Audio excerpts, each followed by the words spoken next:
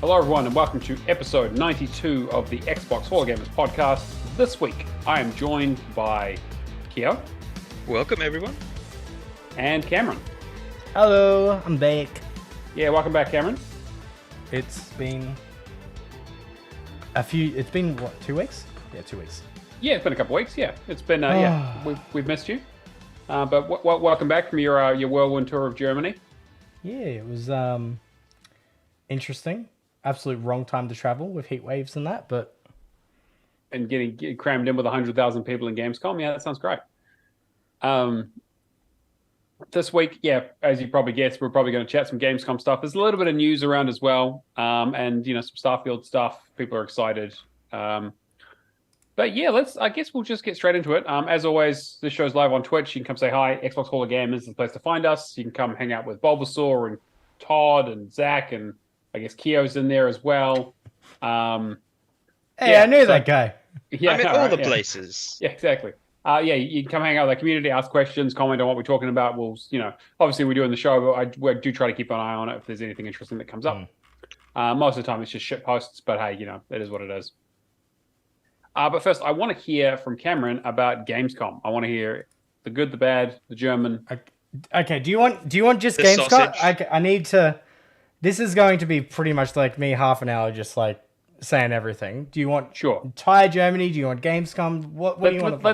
Let's start with Germany. I want to hear about your trip because this is your first trip This is your first trip to Europe, right? Yeah, so this is my first trip to Europe. I've always wanted to go around Europe ever since I've seen Eurotrip. we were discussing. Mate, high bar there. High bar. So flight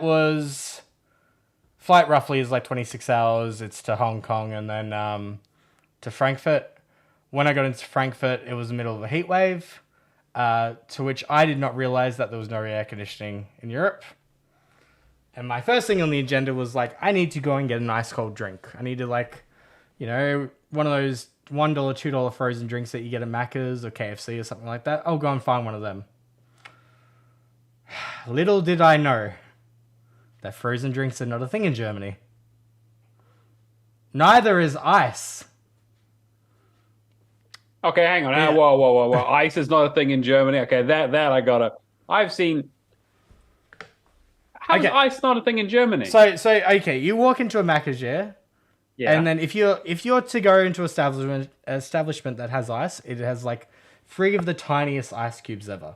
If you go and get a drink in like in Australia, that they'll fill your cup like 3/4 ice to save mostly money. with ice to save the half a cent that they save on the syrup. Yeah.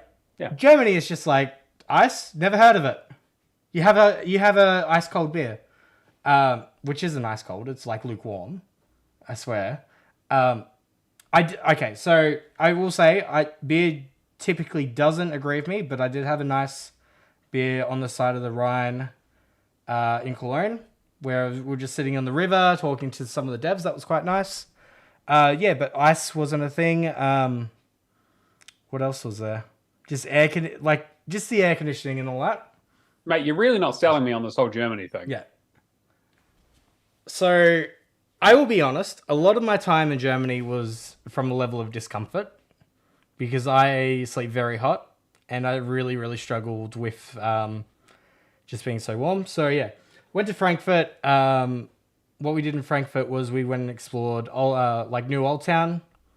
That was rebuilt after World War II. That was really nice. We went there at the same time a wedding was going on. So it was it was really nice to see all the tourists, and then this wedding was going on in the background. And we got an ice cream there at a place called Da Vinci Cafe, which is just one of those tourist spots that's just, you spend $30 on 2 drinks and 2 ice creams. Sounds about right. But Da Vinci, famously German. Yep. Famously German for ripping off people with overpriced ice cream, but it was quite nice. I saw this teddy bear that was dressed up as a gladiator, which was really cool. It was 1,700 euros, so I quickly put it down. Yeah, it was 70. Oh god. Current exchange in Australia. I was a bit slow on that one. So it would have been like $3,000, or just $3,000 for a fucking teddy bear. Holy shit. It looked really nice, but I'm just like, yeah, I'm not paying that much. You got your grubby fingers on it now. So we went and had a look around Old Town. We saw the cathedral in Frankfurt, which was really nice. The cathedrals in Germany, you're just awestruck by, like, how did people make this back then? Essentially, it's amazing when you think about like how old some of that stuff is compared to what we have in like New Zealand and Australia, which have been countries for a couple of 100 years. Yeah. But like, and just just talking about Cologne for a second, just seeing the cathedral, essentially, like from not anywhere in Cologne, but like it's very easy to spot and use as a point of reference when you're walking around.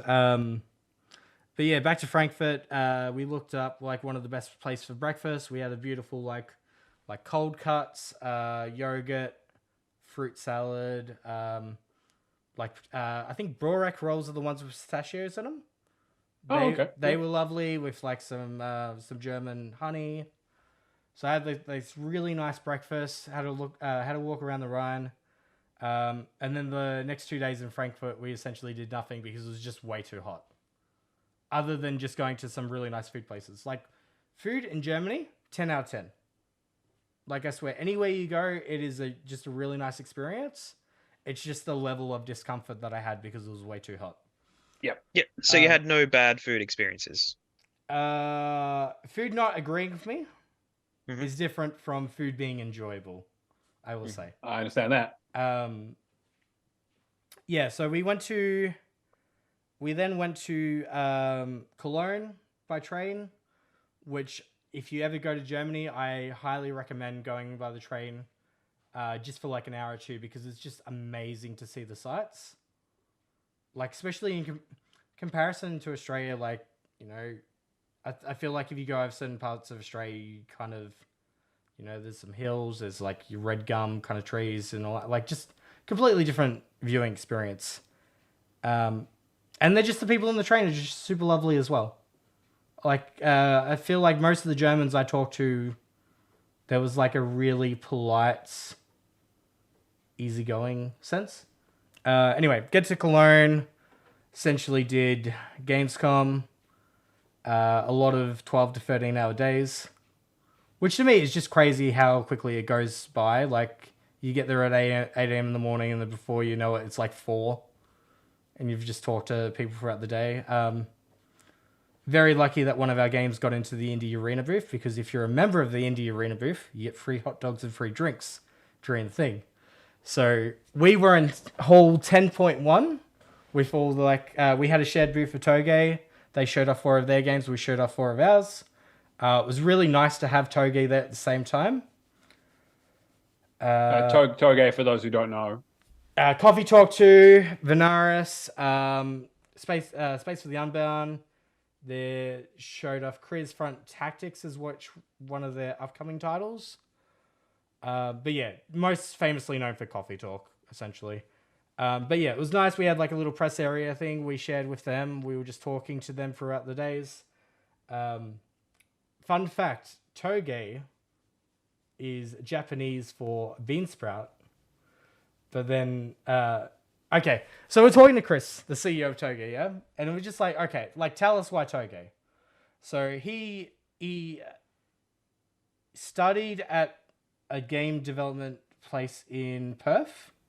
So he did like an exchange program for a number of years. And then they had like a small team going that they decided to name Toge, which was named after Beansprout. Because, opportunity to grow, that kind of thing. Sure. We also found out that it's slang in Indonesian for toke. I think it was toke gade. I think I typed. Anyway, which means big boobs.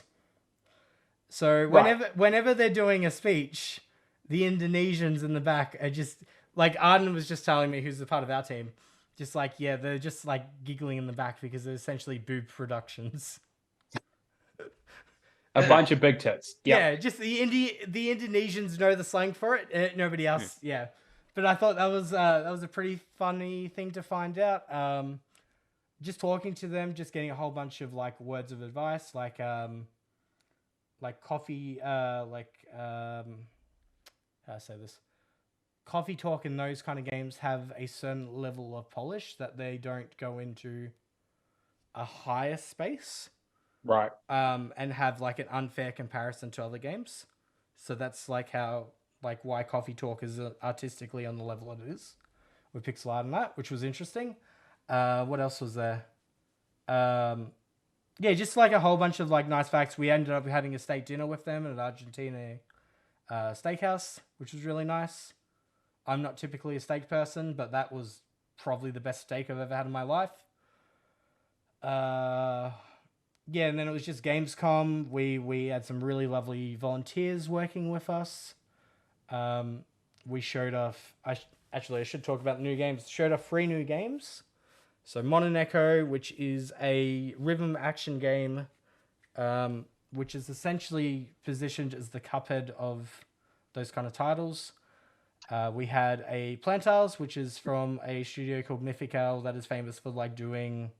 Well, the last game was... I think it's Harmony's Odyssey, which is like a diorama type game. They very much position themselves in doing like cutesy art style kind of aimed at younger audience games. And they did Planetiles, which just says, is it going to focus? So for the audio listeners right now, I'm holding up one of the pins that we showed off at here. It's in the Discord. There's a nice picture in there. Yeah. We made some really nice pins of Planetiles.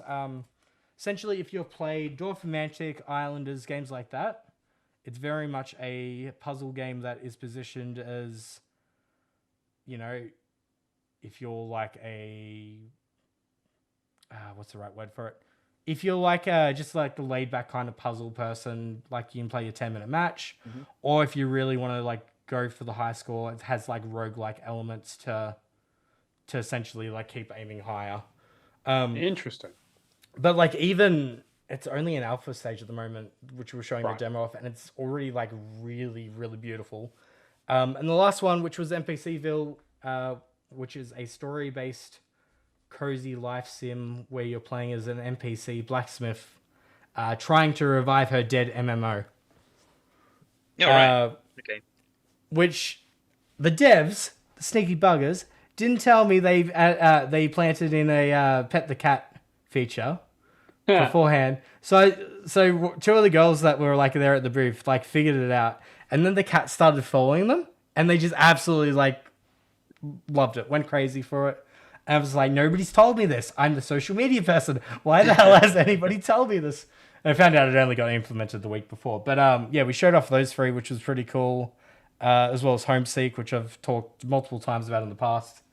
Yeah, no, like it was a really good time. I had the chance to go up to like Hall 10.2 above us, talk to some of the indie devs there that I know from like some of the other events like PAX East and PAX Oz. Long days though, like 12 hours like that goes a bit crazy. One of my best memories though was the last day we were taking a bit more of a laid back. So like I went and saw the Xbox booth. I went and played another Crab's Treasure, which I'm really excited for.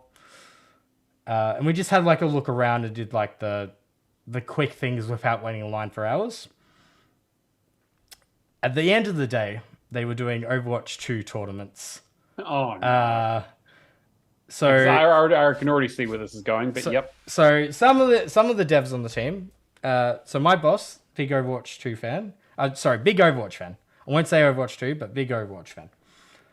So it was myself, my boss, her partner, the lead developer for Homeseek, and one of the Germans that we met there went over.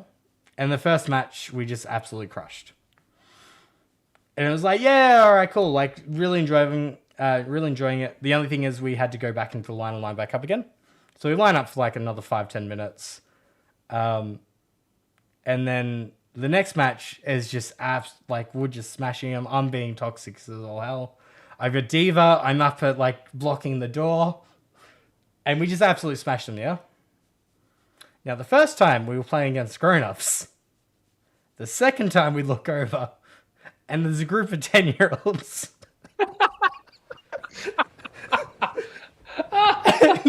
I just had a look at myself, and I'm just like, Should I be mad that we got robbed of a good game against because it was just easy as all hell, and I'm playing mouse and keyboard, which I never do for Overwatch, and everybody on our You team just was beat like, up a bunch of kids, Cameron, Yeah, is what you're saying. yeah, You're and we admitting just- to this on camera. we just beat up a whole bunch of kids, and I was just like, I feel so toxic. Anyway, we just Oh well, you're inspiring the next generation here. yeah, by crushing them, by destroying them. Yep, But yep. exactly. They'll pass on. You'll pass on those toxic traits to them, and they'll pass those on into the Yep. games that they play. Yeah, Just in time for Call of Duty to implement an AI filter. True. Yeah. True. I didn't put that in the news, but we can Oh bring that yeah, up. actually we could, yeah. But yeah, what else do I want to say about Gamescom? So yeah, I'll be honest. I didn't really check out that many games per se of playing. I went to a few events. I went to a marketers meeting on the Thursday night, and I got to meet the guys that made the Sea of Thieves, Return to Monkey Island trailer. Oh yeah, that's a And- great Yep. trailer. Yeah, got to talk to them about like their production timetables and the budget that goes into some of that stuff, and like some of the tools that they use, which was really interesting. Because I walked into the meeting, and the first guy I talked to was talking about acquisitions from Saudi Arabia, and I'm just like, okay, this is like way out of my depth. Because I was just like, I don't know what to expect at these kind of events. It's the first time I went to one of them. Anyway, I got into conversations from the guys from Real Time who made these trailers, which was really cool. Got to talk to some other people about like one guy that posted, like, he's one of those guys that posts the movie trailers of games, essentially. Right. So he posts the whole movie, the cutscenes on YouTube, and he was talking about how he monetizes that and like how he made 200,000 the month that Spider-Man came out. Right, because people are just like, I'm not going to play Of this shit. course. And Yeah. he's just a guy in India that just like cuts it all into like a movie. Yeah, I Get some think of I'd his watch those influences. for like Uncharted, because obviously I was never going to play those. So I was like, well, I wanted to see the story. Just interesting, just to like how much money there is behind like just setting. And all he does is SEO. Like he Yeah, gets right. other people to cut them all up, does the SEO behind it, and then just makes hundreds of thousands. Like, and he only does story games. He said that Yeah, it makes sense, yeah. only thing I'll touch, just because that's the only place you can really make money from it. I was like, it was just a really unexpected, interesting conversation to have. And I was just talking to some other people about like Twitch influencers and like what they thought of Kick and TikTok and like all the stuff moving forward. And then the Tuesday night, I got to go to an event called Courage at Cologne, which is essentially people pitching to different types of media, to publishers, to influencers, that kind of stuff, so they can get acquisition. I came across a few like really good games there. Met some really cool people.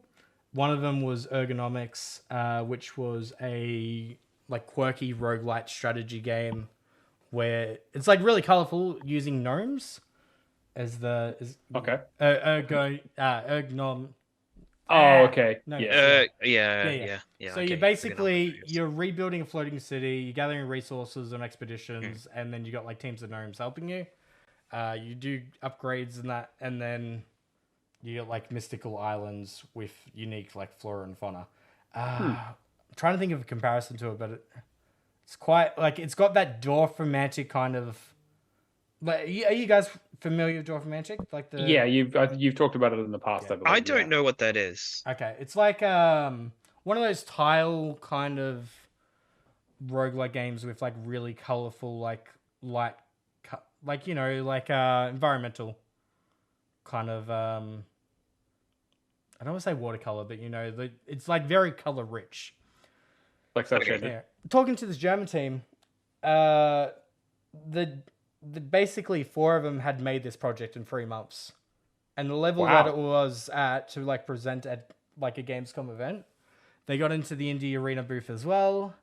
It was just like really cool. So we're just like hitting them up to see if they were if they needed any help. But my boss was like fangirling essentially over them because how cool the project was. Then there was this other one that I came across. Actually, there's two others. I met the team behind Nico Cats, which is like a cute, mobile phone cat puzzle game. I'm pretty sure they're an Australian team as well. And then the other one I met, I'm really gutted about because really, really rich like puzzle game, like visual novel kind of graphics, where you're doing DNA sequences. Oh, okay. Like it looked really, really colorful and really positive. And then I was talking to the guy behind it, and he's like, "Yeah, we essentially made it because we want to help develop cancer research and all this kind of had some really positive real world benefits." Like this is just the very quick spill of it, essentially. Sure. NFT. Oh. No. And it's just it was one of those pictures, just everything was yes. And it's just all right, so we're gonna sell it for roughly $10, but you have to buy an NFT to get involved, and then you sell the NFT, and I'm just no, you've lost me, mate. NFTs are done. The real world. I mean, it's great that NFTs have inspired you to create this, but I think you need to drop the NFT part. Yeah.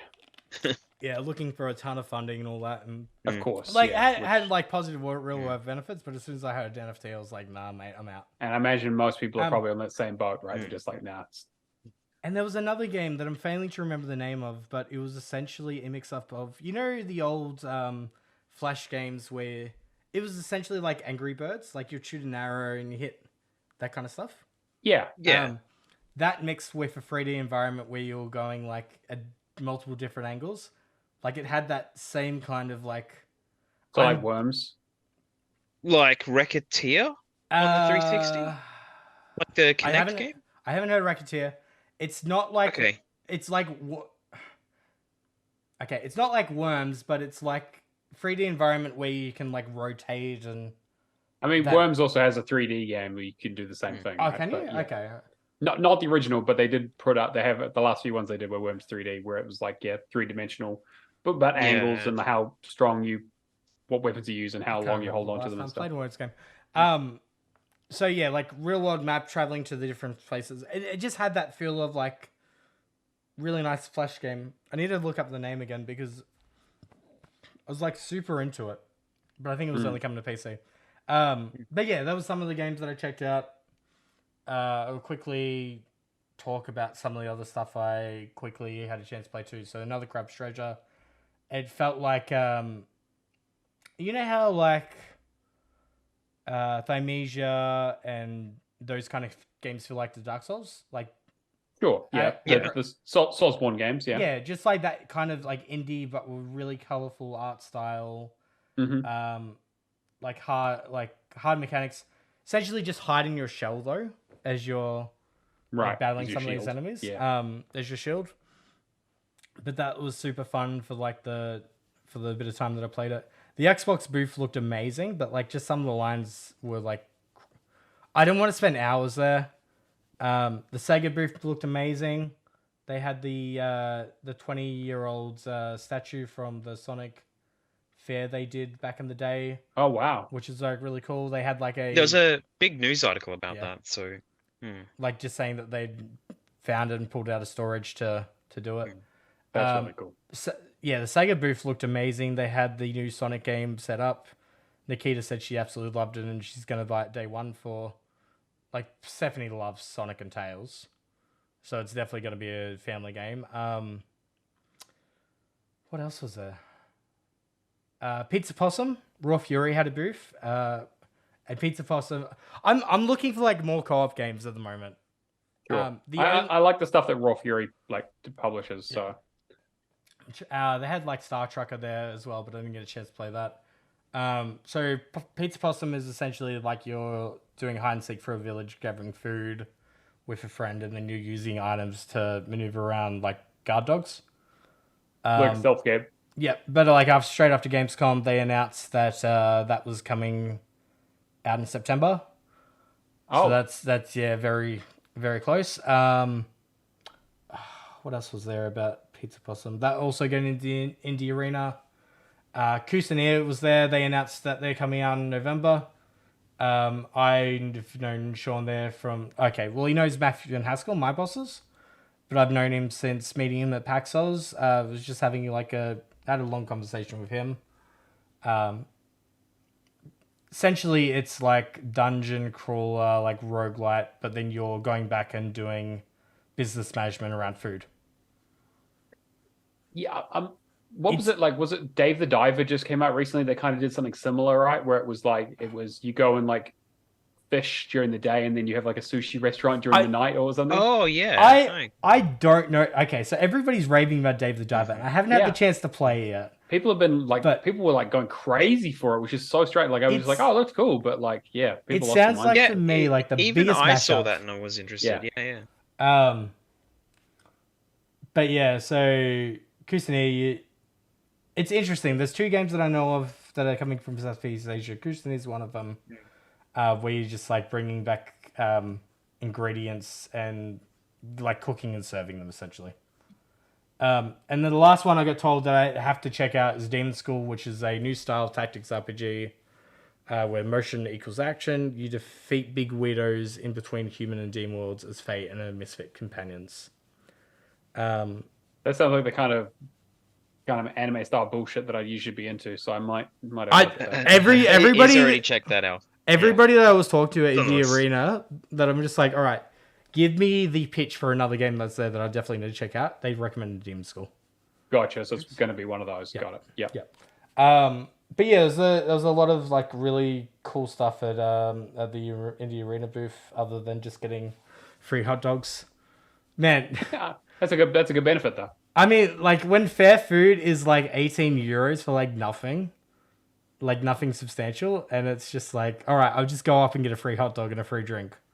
Yeah, that's fair. That's 100% fun. Now, did you just keep track of any of the announcements during Gamescom? Just the Baldur's Gate 3 one was the one that jumped out at us. Yeah.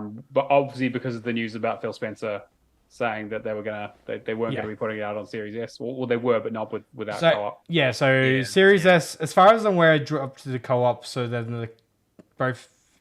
Okay, so it's interesting, yeah? They dropped the co-op, so Series S could come out... Sorry, both the Series consoles could come out this year.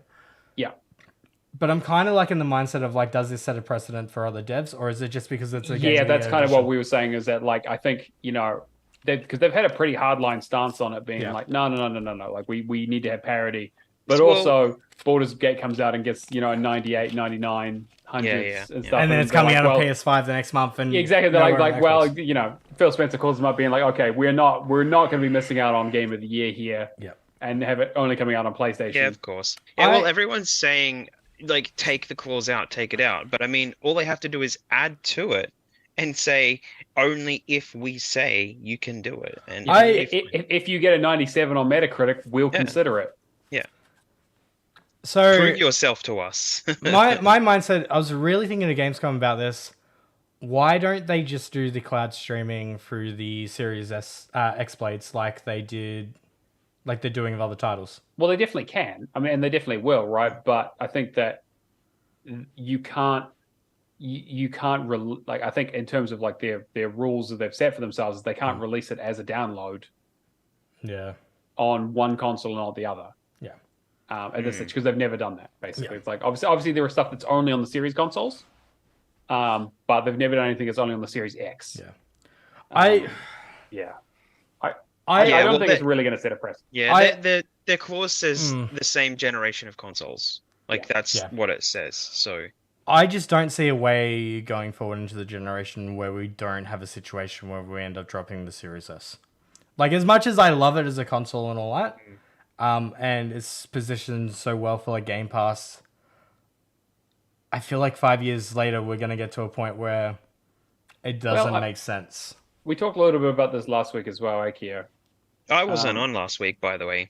Yeah, well, I mean, you watched the episode, though, right? I did actually. I saw it. Okay, that's why. That's why I'm trying to get you involved. You had a conversation without me, with me.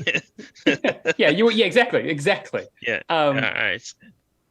No, you bastard. You didn't bring up me at all in that episode. You missed my witness completion that I I put did. in the. I know. I said it, and I said Yeah, it did was bullshit. somebody put it in the. Yeah, exactly. I wasn't gonna name you for that Yeah. bullshit because that is not what I'm All right, about. I'll bring it up this week. It's fine. We can't have one of the hosts doing that bullshit in the Discord.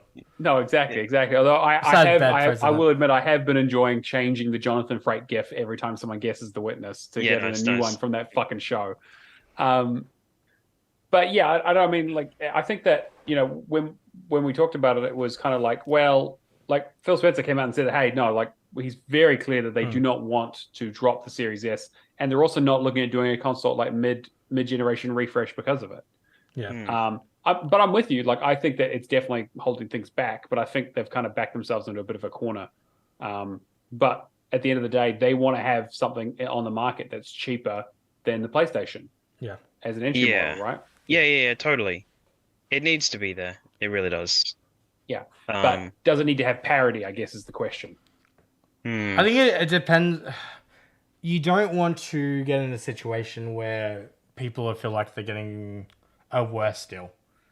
I think especially with Baldur's Gate, like co-op, if I had a Series S, lack of co-op wouldn't be a deal breaker for me. Yeah, I think that's what Jake said last week as well, right? Yeah. I think if it was something like I was getting like a much worse off experience. See, it's also on Larry. Like Larry, as far as I'm aware, all of their games have co-op, or at least a majority of them have a capacity for co-op. At least in the Divinity series, like their last few ones, like Original Sin 1 and 2 both have co-op. Yeah. So it's like, wouldn't they would want it there as much as they were definitely trying.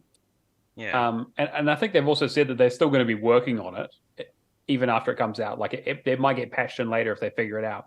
But I think the thing is, the impetus is that they want to get it. Microsoft wants to get that out there on their console because it's a huge release. Yeah. Which makes sense. I fucking want to play it. I'm incredibly excited, and we'll probably, when it comes out, I'll probably pay full price for it and buy it. Like obviously it won't be on Game Pass, so. Well, Baldur's Gate 1 and 2 might hit Game Pass before then. You never know. Potentially. With that leak. Anyway, some of the other announcements during Gamescom. Warhammer Dark Tiger an October release, which I'm really keen for. Still won't be finished, but that's good to know. I mean, like what? It's been out for a year almost, and it's still not great. Yeah. Age of Empires 4. Oh, pardon me. Age of Empires 4 came to Xbox as a shadow drop, and that was so unfair that I had to be in Germany and have to put up with that shit. DLC update got announced for it as well, so I'm looking forward to that because, like I said before, Return to Rome did not hit for Age of Empires 2, and I was sorely disappointed. Persona 3 Reload got a new trailer. Good trailer. The Persona stuff over at Gamescom was amazing. Like that is the one thing I was like very sad that you like. Is that on? Yeah. Yeah. And they had like a few like really cool pins and knickknacks there as well. Okay, did you hear the Little Nightmares 3? I saw it. I was surprised because that was the kind of like that was one of the few like new announcements that we didn't know anything about. That I was like, I had a feeling they were going to do a third one because like the series was quite successful. Did you see who was developing it though? I did not. Supermassive. Not the original devs. No. Okay, that's interesting. And I picked up on that, and I was surprised that nobody else had covered it. But yeah, it's a completely different development team. Interesting. Because I was like, oh, okay, Little Nightmares 3, that makes sense. It's doing well for... Wait, new devs? But, yeah. There was that. Killing Floor 3 got an announcement. There was a whole bunch of, like, new gameplay trailers. And then the one that really caught my eye was Thank Goodness You're Here. And yeah, that was at the very end, wasn't it? Of the showcase or something? So... Yeah. I was just looking at the press releases and then after, but... Yes, it was like the third last game. I've got the list of games because I watched it, so... So, this hilariously charming comedy title will take you through the bizarre northern English town of Barnsworth, where the electric townspeople are equipped with numerous wacky jobs that need to be completed. As a traveling salesman desperate to get acquainted with the new area after arriving early for a meeting, it becomes our job to complete whichever tasks are handed over by its inhabitants, no matter how obscure. I love the art style of this game. I love the fact that I'm pretty sure it's developed by a husband and wife team. Which is cool. And it looks funny. Yeah, it's not coming to Xbox, that one though. Oh, it's okay. There's some games that I'm like okay with it not coming to Xbox. Yeah, but, well, no, it's fine. It's just like I saw that and I'm like, oh, it's not coming to Xbox. Yeah. So Yeah, it had nice That's comedy in it. So yeah. I also saw, was it Jasont? Was that Gamescom? I'm not sure if that. Or they had playable there. They had playable with Towerborn. Don't nod stuff that looks quite good. Yeah, they had playable of. Is it Under the Waves? It's called. Yeah. The sort of Soma-esque kind of psychological. Yeah. So you walked in. There was a massive green, section. So there was Sega in the same hall. There's a few other bits and bobs. There was some restaurants in the middle, and there was Xbox on one side. So Xbox had, on the right hand side, they had 10 years of ID at Xbox, which they had playable of. I'm pretty sure I posted the photo of the full list, but they had another Crab's they had another Crab's Treasure. They had Little Kitty Big City. They had a whole bunch of indie stuff. I just played basically another Crab's Treasure because everything else was coming in the next few months and I knew it was going to be on Game Pass. So it was I'm not going to wait up for half an hour just to play something that I know I'm already going to play anyway. They had a Stalker 2 booth that was a $5 line. They had Age of Empires 4 in the in the corner down there, which was I think a mixture of PC and Xbox. They had a Starfield playable. Okay, this is the thing. They didn't say they were going to have a Starfield playable there. But there was a 2-hour line, and they had one of those. What's the right word for it? One of those cockpit kind of things. Oh, okay, yeah. But they weren't allowing any photography. Of course not. Yeah. But the thing looked absolutely it had the same designs as the controllers and the headsets. It looked amazing. It had a big screen built into it with this guy. I imagine it was just the content creators kind of press bookings thing. Sure. But it looked absolutely phenomenal. They had at the very back of the center, they had the stage that they do the presentations and all that from. Actually, that's one thing I wanted to talk about too quickly. So Gamescom to me, actually a lot of these events now going forward don't feel like they're about playing the games as much. I've definitely noticed that. Yeah. I've noticed with Gamescom there was a lot of focus on, all right, we're at this massive consumer event, but let's make it our first priority is creating content to stream outwards. A lot of booths in that were like that. Even Toge, for example, they had somebody essentially following them around doing video all the time so they could cut pieces, and I've just been resharing for the TRC account for that kind of stuff. But yeah, there was Xbox. There was a big display for Towerborn. They had some creature from the game, I'm guessing, because they had a claw machine there to win exclusive plush. They had Aria Histories Untold. They had a photo experience for the Forza Motorsport with all the limited edition consoles. So doing more of the what we in the marketing world called activations. Yeah, there's a lot of activations there. There was a PC Game Pass thing where if you went around and found 4 of the photo opportunities, you'd go back there and win a prize, win a lanyard or something like that. But those kind of activations, I know, just some of being next to the car and getting a photo like that, or getting a trophy opportunity, that stuff was cool. But it's just I don't know. Yeah, I mean, this is the same thing that the E3 struggled with, right? Where they were what the fuck is our event anymore? Because people are waiting in line for 4 hours to play a game that's coming out in 3 months. It's why I'm past this. I'm past the stage of unless it's an IP that I'm personally invested in, that I want exclusive news. Most of the time, AAA indie. I'm gonna go with the indie developer that's there pitching me his game that he's worked on the last few years, why he's passionate about it, and then go from there. That's the stuff I'm.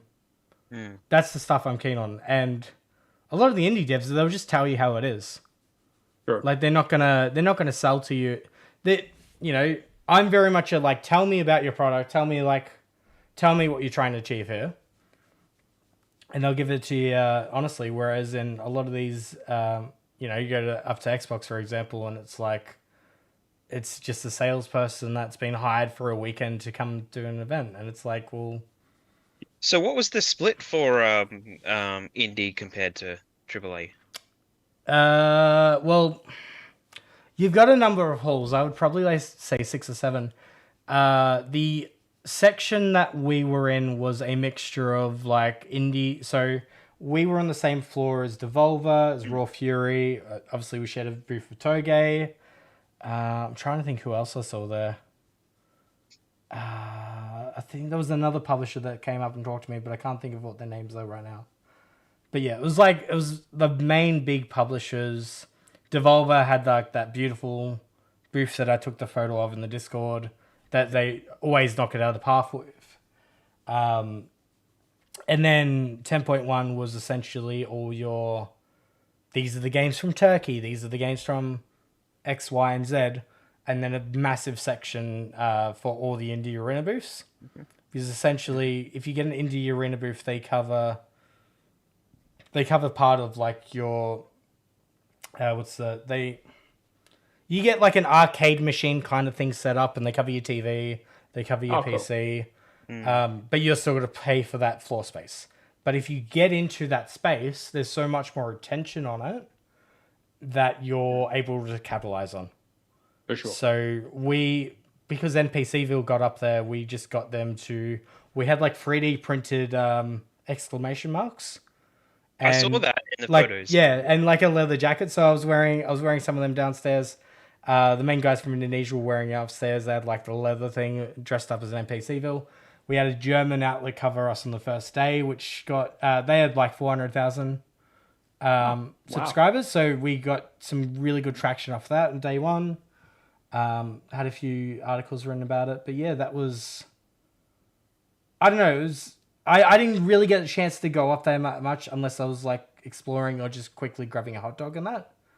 A lot of the time I was in the booth talking to people. I mean, you were working, right? Yeah, I was essentially working. So first few days were really good in terms of just talking to people really interested, and then I would say the weekend is more so your kids or the people that just really don't speak any English at all.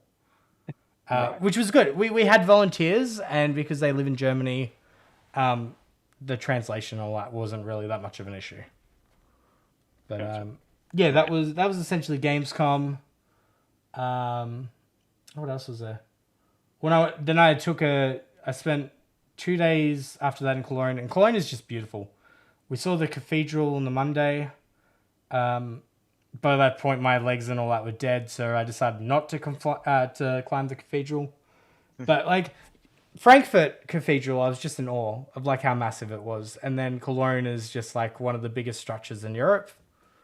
And that just absolutely blew me away.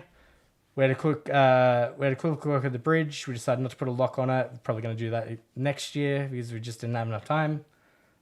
We had a lunch there, and before we knew it, we spent 4.5 hours there.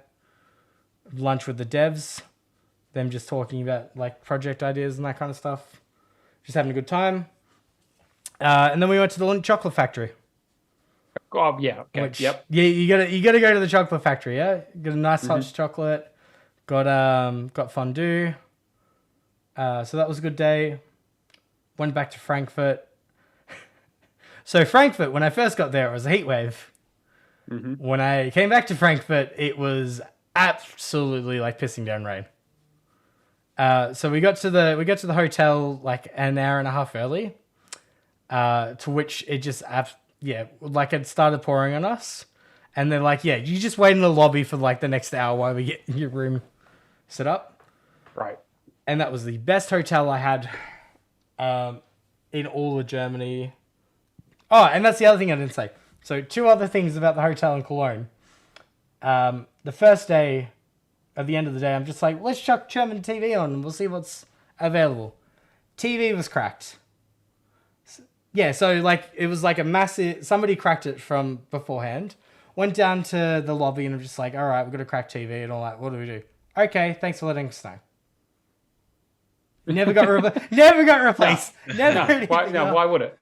Just like... That's a very German thing. You didn't tell them what you wanted. You just told them there was a problem and they accepted the problem. They're just like, yep. Now, the thing that really pissed me off, though, was the last day that I was there. These motherfuckers... I'm going to swear for a little bit here because I was really pissed off. Woke up to a $2,500 charge on my personal credit card. So when I got there, I paid for 1 night and work was paying for the other 7 nights. Yeah. They didn't get they couldn't get their payment through once on my work card. So they decided to charge my personal card. Wow, that's rude. Yeah.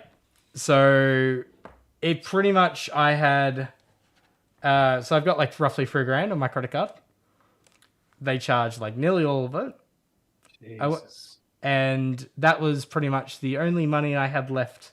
So Nikita was there, thankfully. Yeah, otherwise, I was fucked. I would have been stranded. So I went down to reception and I'm just like, what's the go? Like, why'd you charge this? It's like, oh, we couldn't put a few on this card. Just like, okay, so instead of you coming up and telling me there's a problem with my card, you've decided to use another card that was only personally used for 1 night. And like, the whole, it's not our fault that the card didn't work and all that. Just like, yeah, but you should have come and talked to me about it. Yeah, that's really bad. Yeah. So they wouldn't accept any blame and all that. And I was really frustrated about that. I'm never staying in that hotel again. And it's funny to think about. So the reason I missed out on staying in the hotel on the other side of the river with my boss, which was a much larger room, air conditioned. I personally told her multiple times I am very pissed off with her that she got such a nice room at the same cost. The reason I missed out on that room was because they misgendered me. Oh, wow. So they misgendered me a few months ago when I sent the original email. They assumed Cameron was a female name. Yep. So I was just like, oh, can you fix up? It's just like, oh, we've run out of hotels for this one. Like with the booking process, we can book it. Not realizing that there was no air conditioning in that. So yeah, a lot of stuff in Germany outside, like Gamescom itself was absolutely amazing. They actually had like a monster booth out the front that had ham and cheese croissants like baked into them. That was absolutely amazing. Oh man, so many good bakeries. So many good bakeries in Germany. There's one thing Germans do right, it's bread. Yeah, 100%. But yeah, so Gamescom itself was good. Everything outside of that was like broken TV, being charged, just threw them out. Heat wave, rain pissing down on me. Sounds like the European experience to me, mate. Yeah. But yeah. And then just lots of small things like the no ice or the bottle cap. I don't know why the bottle caps, it just pisses me off so much. Just to pour it in a glass or something, mate. Yeah, but I don't have any glass. What's the point of having a bottle? You gotta like rip it off and then it's so hard to put back. I feel like I'm wasting more. Like by just yeah, anyway. What do you mean? I thought it was the French. I haven't been keeping up. Oh, they're talking about bread? Is it? Bread? No, the French do good pastries, but Germans do good bread. That is like German, yeah. German bread is fucking schnitzels are amazing. Steak that I had was amazing. What else did I? So I pretty much, I had a whole list of stuff that I wanted to try in Germany, food-wise. The only one I didn't get a chance to try was those like hash brown potato cakes that they have served along the applesauce. So I'm probably going to try and make them myself. I had a German principal in primary school that made them for us one day, and they were absolutely phenomenal. And I've never had the chance to ever have them again. But you got some bratwurst and you got some pretzels. We had a pretzel, we had bratwurst, we had I'm starving. All right, I'm gonna different types of food after this. That breakfast that we had along the Rhine, that was like the 5-star place. We spent I think $70 on food, but we got like it was like a not a buffet, but like everything was like Smorgasbord? very curated smorgasbord kind of, and it's just amazing. Yeah. All right, yeah, I'm starving. All right. Anyway. All right, let's chat about some other news because we've got a couple other stories in here. Yep. Keo, do you want to cover this first one? All right. Are we talking about Saints Row? We are talking about Saints Row. Yes. So Saints Row, the developer, is Volition. They're being shut down by the Embracer Group. So this is something that kind of came up with the, I guess, Embracer Group in June. They kind of announced their restructuring, and that has caused this kind of as a side effect. And it's, it's a real shame to see this happening in the industry. Like that they've swallowed so many of the studios, and now this is happening. But this is what everyone was saying, right? So in a statement, Volition said that the team was proudly created world-class entertainment for fans around the globe for 30 years. We've been driven by passion of our community and always work to deliver joy, surprise, and delight. And so this past June, Embracer Group announced a restructuring program. We mentioned that.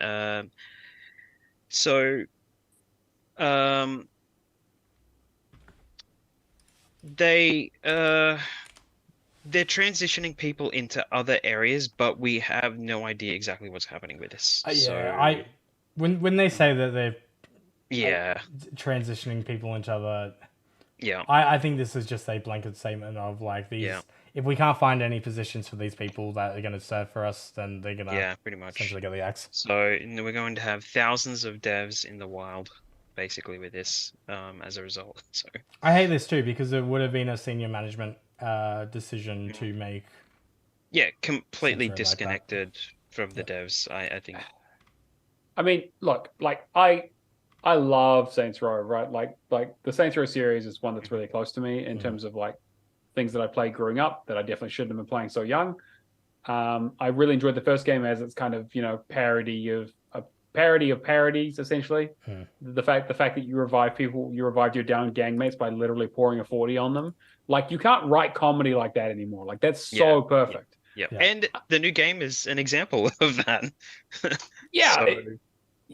Which unfortunately did not do well review or critically or commercially. So this isn't a huge surprise. Yeah. So I think trickling down to gamers, it's probably going to maybe cause some more problems. Like we might start to see some of the server-based stuff for those games kind of disappearing as well. So if there's anything that actually has servers that you were looking to play online or whatever, they get on them.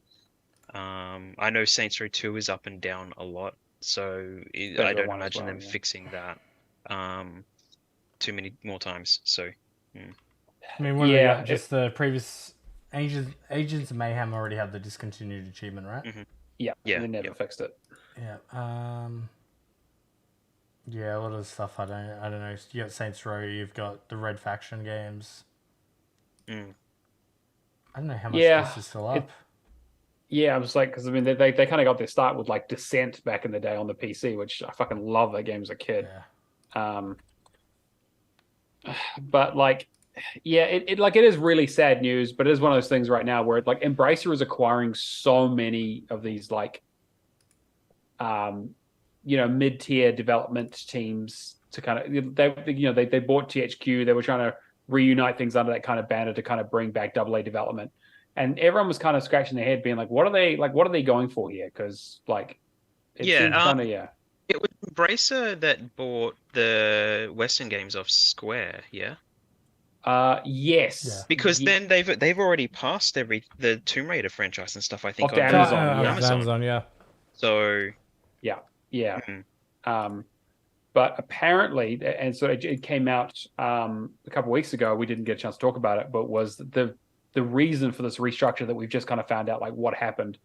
The talk around it was that there was some sort of failed deal that they had kind of leveraged into that kind of didn't work out. Yeah. And it basically just got sort of announced, or again, not announced, but kind of leaked or revealed.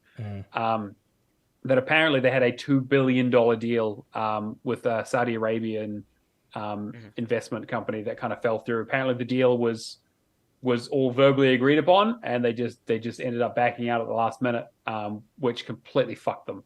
Yeah. And they had an earnings call like the next day, which is, and you could tell it was pretty rough for them. But yeah, that happened back in May, and obviously the restructures happened the month later. So it's pretty rough. I get the feeling this is probably not going to last. We're going to be seeing of restructures in that business because So start looking at some of the Embracer stuff and just. I was going to say, if you're interested in the new Saints Row, there is a co-op achievement, so I would probably jump on that one. I think that's. Well, I didn't even know if they're going to fulfill all of the promises. Were there they DLC? They had one DLC which has already come out. They've had 3 DLCs. I think all three of them have been put out. They are all out now. Okay. That was it then. That's pretty much it. Yeah, I don't think we're going to be seeing any more. I didn't realize that they had 3. I thought they only had, unless I'm thinking like one paid one, or. No, I think all 3 of them were paid because I think they had a season pass or something. Maybe I think something else. Yeah. So. It's a bummer though. I don't know. Personally, myself, I've never really been big on Volition games, but I hate. I don't want a precedent set where Embracer buys these studios, and if they can't make a hit, then essentially they're dead in the water. Yeah, that's the old EA strategy, right? I mean, even to be fair, EA was probably worse, right? Because even if they did make a hit, if it wasn't big enough of one, they would just kill them anyway. But if you BioWare alone. Oh god! Well, at this stage, we can talk about that too. Holy shit! Yeah. So I mean, like if you look at like what Embracer owns at this point, they bought limited run games. Yeah. And they also recently got that IP rights for Lord of the Rings and The Hobbit, which is like interesting that they're kind of doing more in that space. I wonder, like obviously those licenses aren't cheap, especially the Lord of the Rings stuff, and they're planning on making a lot of games out of that. You got like Gollum, for example. Obviously, Daedalic is now basically out of game development, and they had another game that was supposed to be in the works for them as well, which is not going anywhere. So, yeah, it's hard when it. Okay, personal question, real quick. When another studio, okay, let's take Lord of the Rings for example. We know that there's another Lord of the Rings coming up that is a different genre, other than the Gollum games. Does the failure of Gollum put you off the IP in general? No. Okay. Because I feel like as a general consumer, not knowing much about the industry, it would turn some people off. Yeah, I would say so, but I think that the fact that, like if you know that different developers, like look, if Daedalic was going to make another one, then yeah, that might put me off. Yeah. To be fair, if Daedalic was ever going to make anything ever again, that might put me off. I mean, but if it's back to like the stuff that they originally done in the first place, Daedalic just weren't equipped to deal with. Yeah, they were way out of their depth. Yeah, which is unfortunate. But I mean, we kind of saw the writing on the wall coming from a mile away. We didn't know it was going to be that bad, but we knew Gollum wasn't going to be a hit by any means. Yeah, that's for sure. Especially with how much money they apparently invested in it. Yeah. But yeah, it is really unfortunate because, well, I mean, who knows? I'm still holding out for the new Saints Row to end up on Game Pass because that's kind of where I want to play it at this point. I've seen it drop down in price. I mean, I'll pick it up for like $20 or something. It's PlayStation Plus this month. Actually, I was gonna. They will probably shill it again. I was gonna bring that up because there is a lot of people complaining the fact that they got Saints Row for PlayStation Plus, as well as the price increase. Oh yes, because some of those price increases I think are up 30%, 30 to 40% depending on where you are. Yeah, which is right. Yes, I only just saw that actually. So, but a lot of people tend to renew their PlayStation subscriptions during the state of plays, which is like June. Which I actually managed to do this year, and I missed last year because last year they didn't do one. I think because of there was some stuff going on with PlayStation. I think. So they just didn't do the deal. So yeah, I'm wondering. I mean, like it kind of came out of nowhere, which is kind of messed up. But yeah. Anyway, hopefully they all land on their feet. I mean, there are a lot of devs out there, but there are a lot of games out there too, and there's still a good lot of luck to 'em. opportunities. Yeah. So hopefully it goes well for them. Yeah. I'll just quickly touch on this one that just got leaked because it's near and dear to my heart. Beyond Good and Evil 20th anniversary has apparently been leaked by our good friends at the ESRB, favorite leakers of all things. I saw this and I immediately laughed because I'm just like, well, that's coming out before 2 does. Yes, that's 100%. Yeah, apparently they're like, well, we still Ubisoft doesn't know what's happening with the second game. Oh dear. Are they still doing is Joseph Gordon-Levitt still doing his thing? I don't know. They haven't fucking showed it forever. Yeah. So I mean, I love Beyond Good and Evil. That game is absolutely fantastic. It's one of the cornerstones of like the PlayStation 2 for me in terms of like that era of games. It was like that and Psychonauts and kind of like that era when it's like you could create like a relatively small but compact and well made kind of 8 to 10 to 15 hour adventure depending on what you want to do. I'll happily play through it again, especially if they kind of, it depends. I don't know how much work they're going to put into it. Probably not a huge amount, but it's been 20 years, which is nuts. But yeah, I'm definitely going to jump on it. Yeah, I don't really have anything to say about that one because I don't think they're going to do anything to it at all. Yeah. So, Just copy paste. Yeah, pretty much. Which, hey, you know what? That's fine. The old one, they did a re-release for it on the 360 a while back, but a lot of people probably haven't played it. So, hey, you get that in Game Pass. I'm sure that'll do really well. Actually, talking about re-releases, did anybody see the NES Rugrats? I did not see Is the getting NES re-released? Rugrats. Yeah, it's a weird pick. Aren't they? Are they making new games from it? Yeah, I believe they're like remastering some of the old. Yeah. I mean, you'd have to at this point, right? Yeah. But I mean, like Rugrats. Who would have thought a new? Well, not a new Rugrats, but like a Rugrats game in 2020. There was a Reptar golf game, I think, on the PS1 that was amazing. I loved it. It was so remember good. that. Yes. Yeah.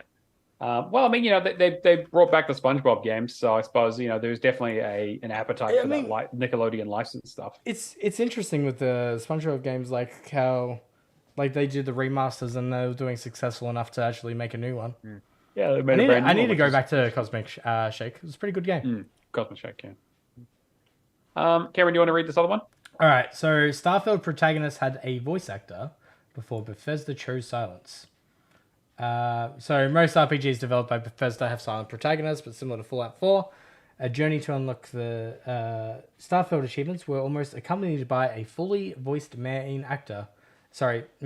In fact, Bethesda had already hired a voice actor, but the game's lead designer, Emil Pagliarello, I think, said that after listening to him, the team realized he was way too specific.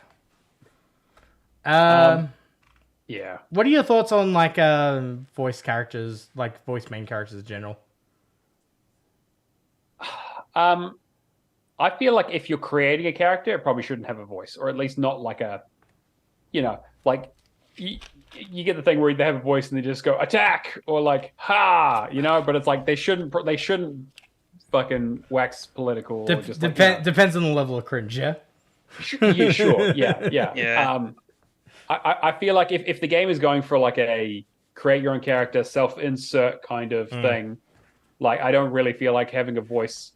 Well, like I think as we saw with Starfield, like the reason they dropped it, and they kind of say in the article, is that like they realized that it creates a lot more work when you have to have a voice protagonist for all the lines that you read out on top of all the voice people that they have as NPCs. Yeah, I think if it's reactionary, you're basically dealing with half the level of content, which I think is fine. Otherwise, you need to have like an interaction. Yeah, I talked about this a couple of weeks ago with Exoprimal. Yes, I think that main character so needed a voice because it was doing the hand motions, it was doing the activity, it was interacting with the other people. They were talking to him, but he wasn't talking back to them. He was just making weird movements. So the first thing that jumped in my head was Dead Space with Isaac having a voice this time around. In the remaster, right. And I honestly think it works. Like, it doesn't take away from the experience, but it doesn't really feel like it adds anything either. I think Dead Space is an interesting one because the first game definitely didn't have it, but the later ones did. Yeah. So, like, they kind of had a little bit of something to work from, but also the first game worked just as well with a silent protagonist that adding one in there doesn't really add all that. Like, they didn't change the game enough to make it all that. As far as I know, again, I still have to go back and play that for Game of the Year. But it's interesting, like with people's thoughts on it, because some of the when did they start adding the voice actor? Because I haven't really played that much of Dead Space. To believe in 2. It was 2. Okay, I wasn't sure. I believe it was 3. so. Yes. 3 definitely has it. Yeah, 3 3 I remember the voice acting. 2 I couldn't think of. Yeah, but I don't know. It's kind of like some of the people's feedback on Isaac was like he was made silent, so it was more reactionary. Like especially with a horror based title, like reacting to the world around you. Whereas I don't think it's like self-insert kind of self-insert situation.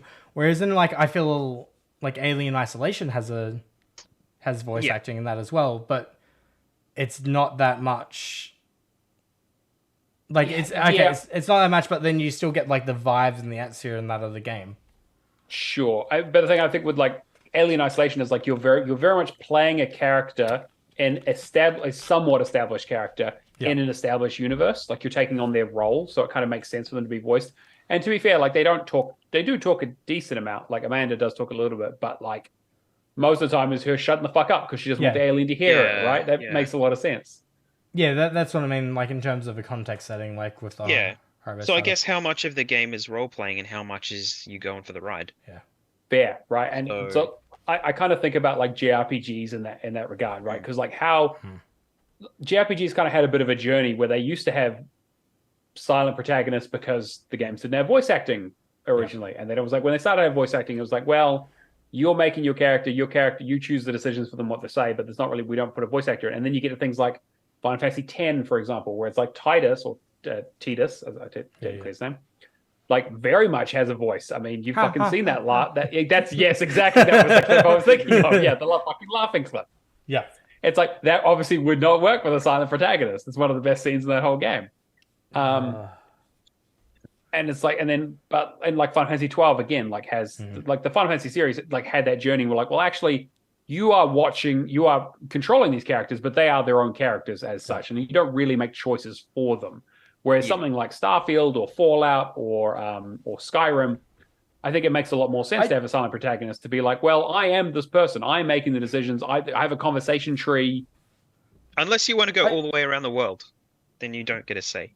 I feel there's a conversation to be had about like RPGs that have party-based systems though compared to controlling a single person. Like, sure, if it's something like Final Fantasy, I expect it to be like, depending on what point in time it is, essentially like with the pixel remasters and all that, I'm not going to expect voice acting. But like anything like Final Fantasy X, Final Fantasy 12 and that, it had to have voice acting to convey the story. Yeah, like I would say so. Something like Starfield's and what was the Fallout 4? I would say did have voice acting, which was very controversial. Which I just want to quickly finish. Fallout 4 felt very weird to me to play after playing Fallout 3. Yeah. Sorry, you want to say Kia? Well, I mean, he was saying it has to have voice acting, but I think it just has to have personality. Really? Yeah, I think that I think the Fallout 4 is kind of the perfect example of why you don't want to have voice acting in your game, right? Yeah. Because first of all, like, people like to self-insert with those kinds of games. You literally create your own face to make it look like whatever you want. Yeah, that you never see because it's first person. Exactly. You can play third person, but you're right. It does like, God, my God, Bethesda games in third person just look like absolute Cronenberg monstrosities. Yeah. But I think that, you're right. I think that, you're basically inhabiting that person. And it's kind of weird. But then every time you have a conversation, it zooms out and you can see, it does the back and forth. At least in Fallout 4 it did, not in 3. And I think that was the thing where there was they changed it from Fallout 3 in New Vegas to be like, well, instead of having a bunch of list of things that you could do, you have like the 4 buttons of what you can choose. And like 3 of them were basically the same thing. Yeah. With like a slightly different tone. And like people were like, hey, like, why are you casualing this up? It's like, well, because we put a fucking voice actor in there and we can't have them read 50 million lines. We can only afford to get them to read 10 million. So like, that's what you get. And I think that them reverting it for Starfield, I think is like definitely the right choice. I do agree. Because I'd much rather the voice acting go to like the NPCs that you interact with, to like who create the immersiveness of the universe. So they don't sound like Oblivion, where it's the same 3 voice actors for every character. I guess in this story, the only thing I care is if he did the story, as long as he still got paid, then that's fine. Yeah, I mean, yeah, exactly. Yeah, that's the other thing too, especially with the industry. Yeah, well, I mean, to be fair, I'm sure I'm sure they'll be happy to get any voice actors for that game, and even if he wasn't going to be doing the protagonist, they could put him in as someone else, because there's apparently a lot of talking in that game, which I'm like, great, I'm up for it. You could use the dialogue that he did for somebody else. Exactly, yeah. Yeah, I think the maybe the interesting example of kind of the cross between like when you have an ensemble cast like a JRPG and then you have like a Western single player person is when you get to Baldur's Gate, right? Which is very much a Western style RPG, but you have a party, but you have a silent protagonist.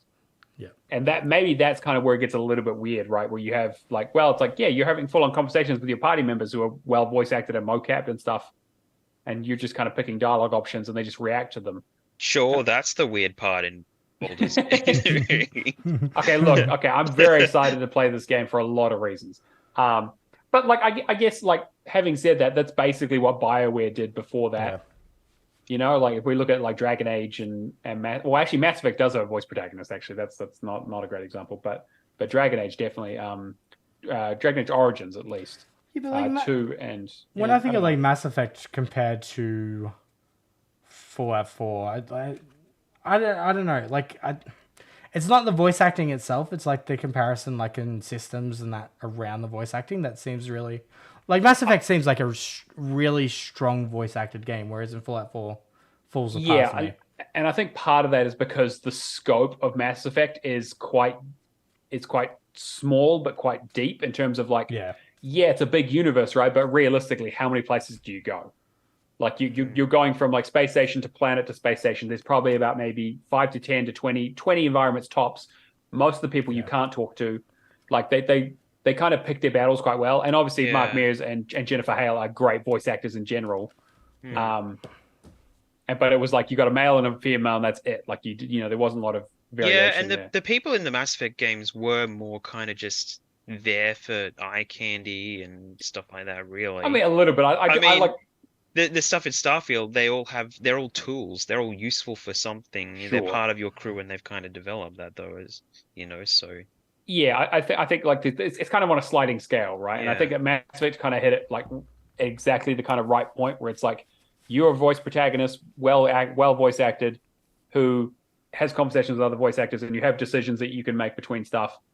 But there weren't so many that it got to a ridiculous stage where, like in Fallout 4, it became kind of a joke, and in like 3 and others that were it's like, well, it's not really feasible. And I think that Starfield is kind of maybe more on that Fallout side, which is totally fine to me, to be honest, because I'm there to experience the story as a dude in a spacesuit. Yeah, that's fair. The thing of Starfield for me that's most interesting is all this variety of different play styles that they're talking about. Like you want to grow up with parents on a farm out in space. I don't know. There's a bunch of different stuff. I don't know. I've heard the story is actually. I don't know. I've heard mixed things. The reviews are kind of out at the moment, and it's been getting good reviews for the most part, but some surprisingly middling reviews. IGN gave it a 7, but then I've seen like IGN Japan give it a 10. I think Destructoid gave it like a 10 or a 9. Destructoid gave it a 10. I think GameSpot gave it a 7. So it's interesting. I'm definitely curious to play it. Yeah, I've heard you have to play the story to appreciate the world more. So it works for me. You know, that's what I'm there for at the end of the day. Even prior to that, I was hearing some cases where like, what was it? Like Pete Hines said, it gets good 150 hours in or something. Yeah. Well, I think the last was really weird. The IGN review basically said that like they didn't love the first 90 hours, but they want to play another 90, which is like okay. I mean, that's an interesting take. Because the only stuff prior that I heard was essentially it does like mixed things. It does a good job of like easing you into the systems, but it's still too much. I've also heard it's quite slow to kind of get into things and takes a while around. But like once you understand it, it's like really like it's a phenomenal experience. Yeah. Well, you know, people get to beta test it for a week before I get to play it, so that's great. That's 100. Yeah. I'm more jealous about the watch than anything. Yeah. I'm 100% jealous about the watch, not the fact that people are playing it for it like 5 days early. Yeah. But I'll just play Sea of Stars until then. And then we got this one last story here. Cameron, was this your one? Yeah. So this was a quick one that I heard just after Gamescom. So a former PlayStation exec has joined Xbox to lead Japanese partnerships. So essentially, Microsoft is showing that they're serious. They have hired executive Mina Sadakato as the director of partnerships for Japan. Prior to joining Microsoft, she held various roles at Sony between 1999 and 2021, including a 7-year spill leading business development for first-party PlayStation game development in Japan. There's not really much else to go to the story, but I think it's just further cementing the fact that after we found out about Final Fantasy 14 coming to Xbox in the future, that they're like really... I don't know. I feel like we're going to get some news around Tokyo Game Show. I feel like we're getting a more serious focus on the Japanese market. Which, Phil has been pretty open about that being a priority for them. But I guess how much of a priority depends on how much money they could make. But I think with the successfulness of how Persona has been going, especially Persona 5 on the Xbox, was fucking huge. Yeah. I think that they've kind of realized that there is definitely a market there, especially for Game Pass. Well, even like you think of the Atlas titles that they're like money hatting to come to Xbox now. Yeah. Before PlayStation. Man, if they can buy RGG, just buy Sega. Sega, we did talk a few weeks right, but Sega was like, yeah, cool, no. Yeah. I know Sega is saying they said not right now. Yeah. But man, how nice would it be to... I'm good that they have a good relationship with Sega though. I do like this resurgence of Sonic games. I love Yakuza series. It's just they're heavy JRPGs, but man, there's such good games to play on Xbox. Just a shame that I feel like that would be a series that you'd really enjoy outside of being completionist, Matt. For sure. And I've considered I actually was again we'll talk about it with what I've been playing, but I have been kind of play Yakuza 0. Just maybe Yakuza 0, yeah, we'll see. Yeah. But yeah, it's I don't know. Hopefully she can find a way to get Final Fantasy VII Remake onto Xbox. That's the dream, right? Maybe Final Fantasy 16 while they're at it. Apparently it didn't sell super well, so I'm sure they're probably looking at other markets. Yeah. We'll just quickly go through the Game Pass updates. Sea of Stars just came out a couple of days ago on August 29th. People are very excited for that. It's been getting good reviews. Some issues with localization apparently, but otherwise gameplay-wise, it's kind of in the same way that I described Chained Echoes as being kind of a love letter to JRPGs with a lot of stuff cut out of it. Apparently, this is kind of in that vein as well. Yeah. Where they if you look at, pardon the Gen Z term, they understood the assignment and they were like, hey, we need to fucking we need to distill this down to what people really like about this genre. Absolutely phenomenal pixel art too. Yeah, looks incredible. Yeah, I'm very excited. I'm just waiting to make sure that it's completable, and then I'm probably going to jump into it. Yeah. We've also, a sort of surprise edition, Call of the Wild: The Angler got added today. Came out of fucking nowhere. I had a laugh that Game Pass Tracker, which was Game Pass Counter, basically put up a tweet saying oh, so that Starfield direct question we got about the no fishing? Microsoft understood the assignment. Yep. We might not have fishing in Starfield, but we have fishing on Game Pass. Yep. You just can't get away from it. I am interested in this one. I'm normally. I hear some stuff about co-op. Oh, okay. All right. I want to look at the achievement list because if it is a co-op game and it's just fishing with buddies, then I'm interested. Well, they had co-op in the last thing they did, didn't they? I'm sure they did. Yeah, the Call of the Wild, the Hunter or whatever it was. It's a very big game. That's why I'm worried about the achievements. Yeah, right. Yeah, well, it already has a 29 ratio. So it's got some competition for the biggest fishing game. So true. Jesus Christ. It's bound to have a few broken achievements. Unobtainables, for sure. 100%. Can't catch them all. And then we've also got Gris coming to Game Pass on September 5th, which I'm very interested in. We've got Starfield on the 6th, obviously. Lives of P on the 19th, and then Party Animals, which Char is very excited for. coming out on the 20th, apparently, finally, after being delayed. So, and then there'll be a few more later in the month, but we'll see as they come through, kind of what's there. We don't know what games are leaving yet because it's still the first while we record this, but Now, we should know by next week. I wanna bring up something, Gris, because I learned this is a Game Pass. Game Pass, Gamescom. It's Greece. Greece. Oh, okay, Greece. All right, yeah. Which okay. I've always heard Greece, but apparently Yeah, it I've is always heard actually Greece as well. Okay, yeah, Greece. Yeah. All right, yeah, cool. That's good to know. Which was because it's French and the S is silent. Apparently. Oh, okay. Yeah. So I thought that was. I mean, I'm Learn something learning. new I'm every learning day. Toge means boobs. I'm learning this, and Yeah, there you go. It's one fucking trip to Europe, and you're all worldly and shit. Yeah. All right. Is anybody else checking out Party Animals? I probably will. Yeah, I reckon it's something It looks like fun. I know Char want to play it, so we'll probably co-op it or whatever. I don't really. I know it's the kind of similar to what was that fucking game? The one where you throw people off and it's a bunch of stick men looking dudes. Had really rough achievements. Well, not rough achievements, but it was buggy. It was relatively short. I know Char actually hated it. But she's, I don't know, whatever. It was fine. Gang Beasts is the game. Gang Beasts. Gang Oh, Beasts, right. Yeah, I never played that one. Yeah. All right. Well, let's talk about what we've been playing. I want to hear about Charlie Murder because I know, Keo, you talked a little bit about it, like when you started it. How are you finding it?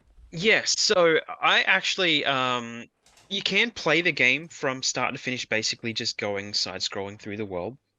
You can pop out into the map and then kind of go to whatever level you like, which has been really nice. So it is just a side-scrolling game for people that just don't know. It's kind of got like an older, like rock kind of punky kind of vibe to it. It's got some button mashing moments like in the story and stuff like that specifically, but it has like an item system, like I mentioned before, kind of like some of the newer roguelike games where you pick up gear and you progressively can get better and better and better gear over time. You can basically stack up and then pick up relics and stuff, which improve your power. And if you die in a level, you have to start at the start of the level. But you can see it's kind of that really early kind of testing the waters kind of thing in that kind of genre without actually being that. It's basically just a side scroller, and I'm having a good time with it. I'm at the end of the game now. I don't know how many levels there are. I'm a few levels left on it. But I've kind of you can do it all solo as well. It's got some co-op stuff in there, but you can have up to 4-player local co-op. And I basically just picked up a second controller and dealt with you had to do some achievements with like doing moves with different characters. You needed a second controller in there or something, or there was a point where I'm further on in the level with one character, and then I put in my co-op buddy, and then I took my character out and then put in one of my level 1 characters to do the special move for that character, but you have to level up that character to unlock the move to actually do the move.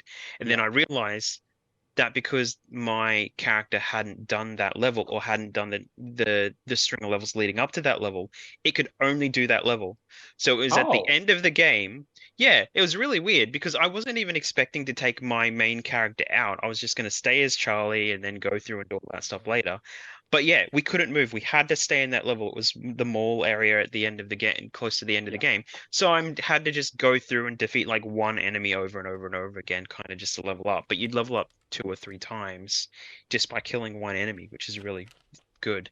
So one character had to get to like level 14 to unlock their move, and every other one had their move unlock at like level 2. So which is entertaining. But yeah, so that's been really fun, and I'm like kind of like the vibe for it. It's only like $14 on the 360, and it's not backwards compatible. So yeah, that's true. Actually, yeah, I'd forgotten about that. Have you played any of their other releases? Like, I think they did like Salt and Sanctuary and Dishwasher, the vampire. Oh, I have Samurai. Dishwasher on my list. I haven't done it, but there's some little secrets to Dishwasher in this as well. Yeah, right. Yeah. But yeah, that's another one I was looking at as well. So want to go back and do that too. I So remember playing the demo for that when it first came out. yeah, me too. Yeah, Xbox Studios used to publish all of these guys' games, which is interesting. It was kind of during that period on the arcade where they were just like, yeah, we're just going to start doing like summer of games, and yeah, to have a publisher. So Xbox was publishing a bunch of them. yes, yeah. I haven't been playing a huge amount. I've been deep in the 360 backlog, bashing my head against games. I played a bit of Vigilante 8, which is Nice. is a classic PlayStation 1, I believe, classic one. Yeah. Car combat game. It's shit, but kind of amazing. It's very nostalgic. Wreckfest awakened something in you, did it? Well, I was like, I'd started it ages ago, and it's a 360 game that's non-backwards compatible, and I started it for Ultimate Head-to-Head years ago, and just never got back to it, because you have to basically go through the campaign with each of the 8 cars. There's like 3 levels you got to do on hard mode, and it gets quite challenging. Basically, partly it's half difficult and it's half poorly like designed and badly controlled. But that's kind of the fun. Have a history with the PS1 version of this game at all? Yeah, I played a little bit of it. Like it was one of those ones that like one of my like friends owned, so I played quite a bit of it. Like it's like that and like Destruction Derby and that kind of stuff. I love Twisted Metal. Yeah, Twisted Metal is another great example. That was just kind of lean on from that. The second game, which I wish I saw, the Vigilante 8 stuff, that I wish that came to Xbox because it had some really nifty cutscenes. Yes. So they did some nice ones in that one. Yeah, this is like super bare bones. Yeah. It is. They really didn't do a good job of pulling this one over. It was kind of disappointing. I never actually played through it properly until recently myself. So yeah. So I'm about halfway through it now. I've noticed a weird thing though. I can't be online when I'm playing the game anymore. I don't know if this is just me. I saw someone on the TA forums talking about this, but when I go to the game, even if I'm signed into Xbox Live on 360, it automatically just disconnects me. And then when I try to connect, it just tries to connect forever. So I'm very curious to see if our community, if anyone else has played this, if anyone else is having the same issue. Because that's going to make make getting the online really fucking difficult. Thankfully, I've already done it. But yeah, it was one of those games. I think I did it with Kiku last year, and it was working fine. But it's one of those old games where it had a trial, and the trial would work really weird depending on if you owned the account or not.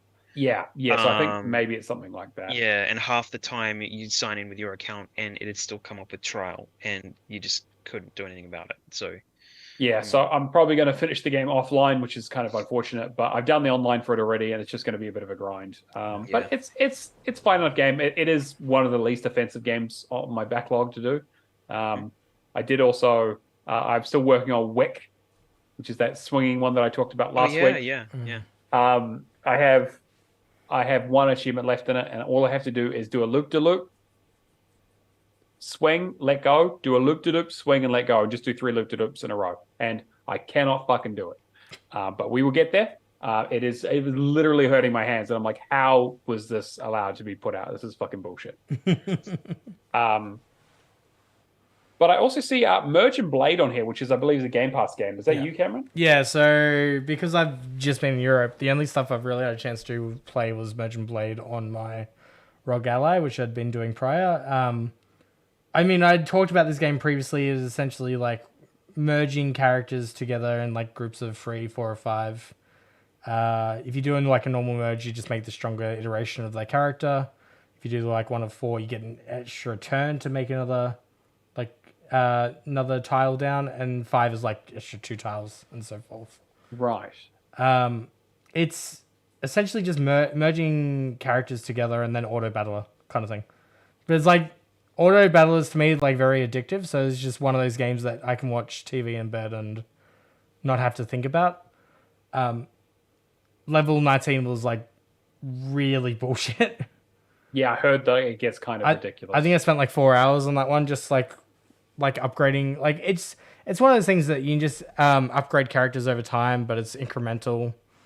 So you just like get an extra 10 damage and 10 health, and then you just keep on going from that. But basically got the main game done, and now I just have to work through the DLC. But it was just a good game, like where we were watching German TV. German TV.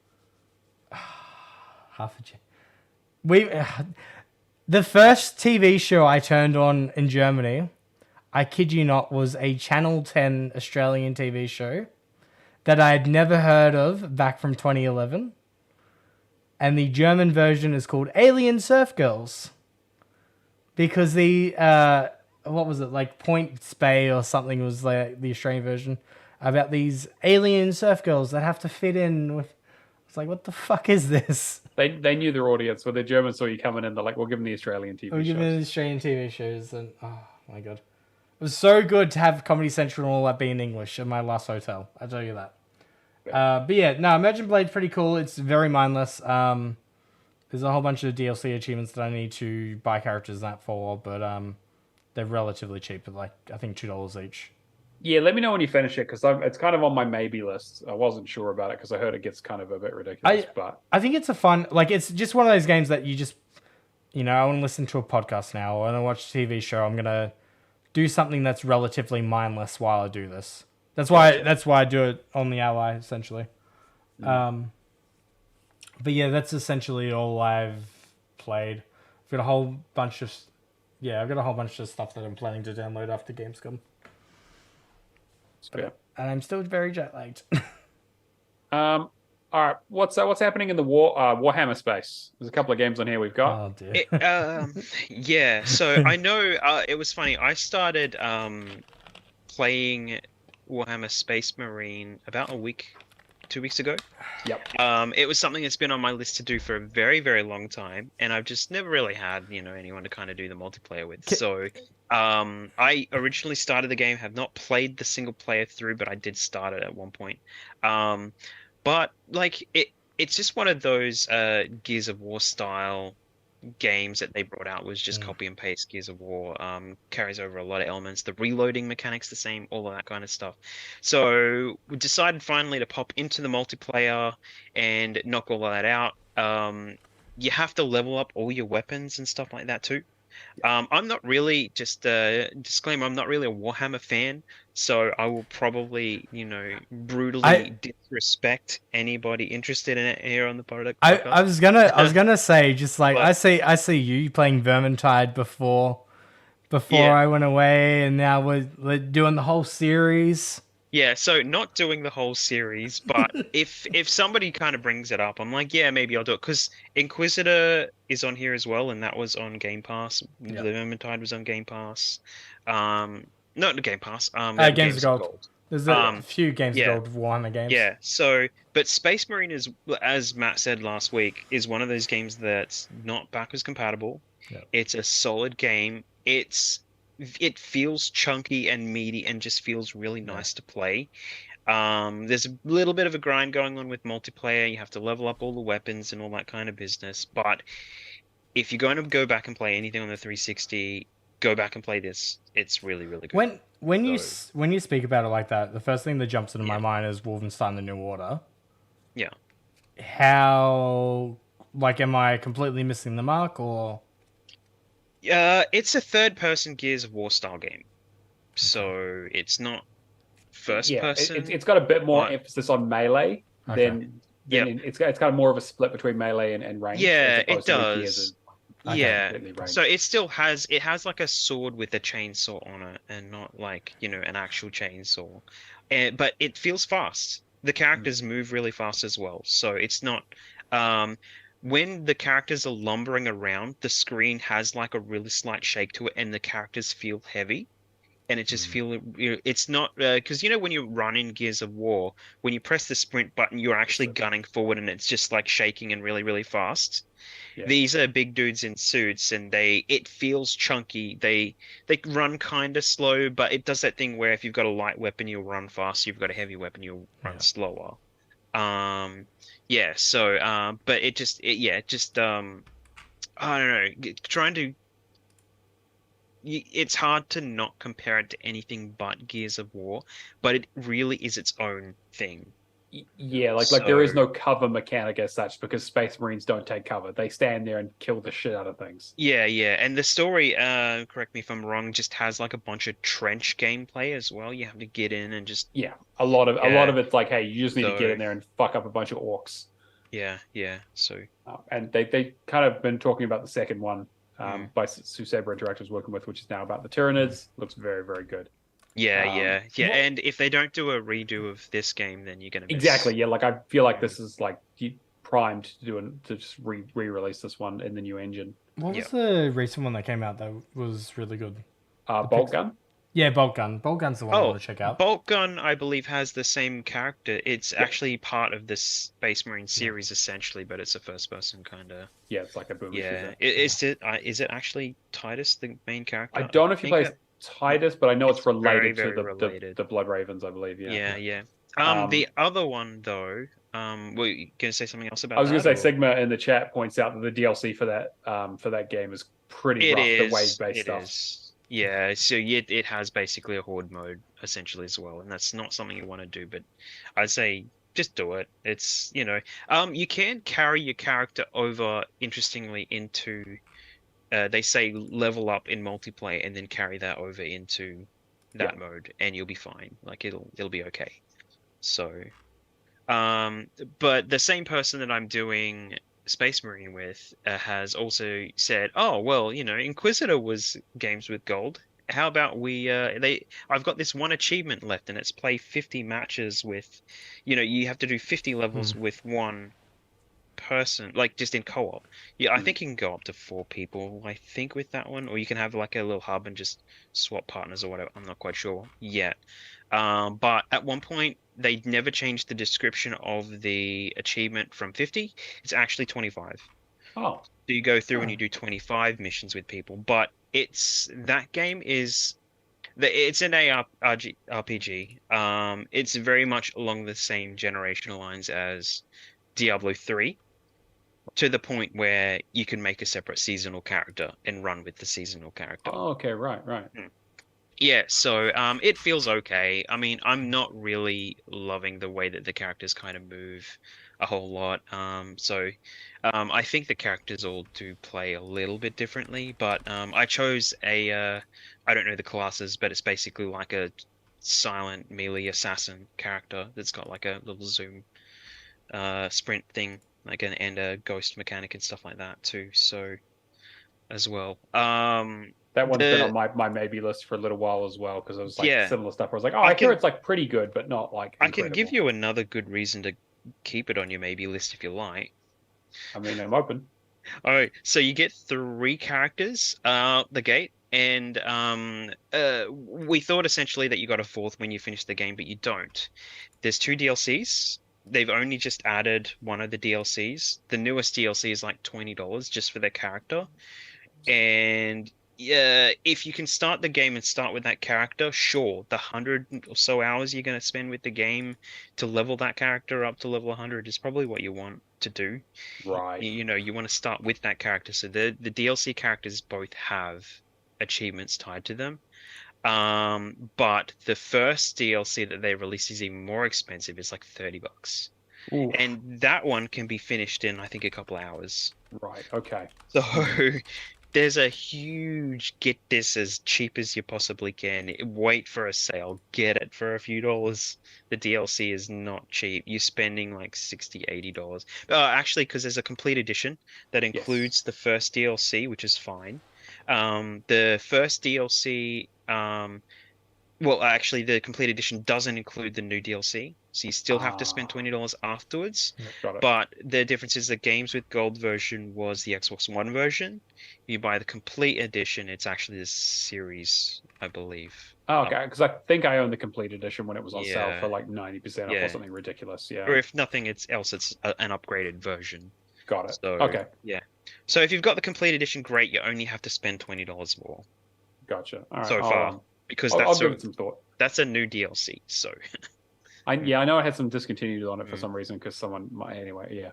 it used to, I think. It might be Because I think they fine now. released the DLC before the actual, before the character or something. So it was like anyway. Something like that, yeah. And then I guess the other one I've been talking about it for a few weeks is Everspace 2. So I finally got to the end of the story, like I said last week, and then I went around and completed all the locations. This is a fantastic game that just has a couple of little things that are like, okay. Has a really good loot system, really good scalable difficulty that you can put in. Story is pretty good. Side quests are actually quite fun, but then also has this renown system where you essentially have to grind out just like randomly generated side quests that don't really add anything, and that they just kind of just like, it's like, okay, well, Like this buffer material. yeah, Yeah. it feels like they like, and I think part of this is like it's one of the things that because this game was in early access and was basically released galaxy by galaxy, they were like, okay, oh sorry, yeah, galaxy by galaxy, they were like, okay, we're going to release this solar system here. You can do all the planets and all the content here, and then we'll just randomly generate stuff so you keep having a good time. And then it was like, and then the next content update puts out a new one and a new one until they got to like 7 or 8. And now it's like, okay, well, you have all this stuff. You don't really, but they can't take the stuff out. So it's like, well, now you kind of have this kind of renown system that doesn't really add anything. Like you get some decent rewards for it that I used at the end of the game.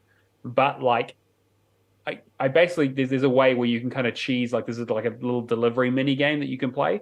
And as long as you finish the mini game and don't leave the area, you can replay the mini game over and over again. So I just spent like three hours grinding that out. Yeah. Which is like, it's fine, but it's like one of those things where you're like, really, you guys, you probably could have worked, because also all of the side quests are worth the same amount of renown. So it doesn't matter if it's like, oh, go and destroy an enemy base and spend like 10 minutes fighting them, or it's do a ramen delivery. And it's like, well, I know which one I'm going to do. So here, Matt is just delivering ramen to the outer universe. Yeah, I'm sorry. It's delivering ramen from ramen shops. That's definitely not illegal contraband.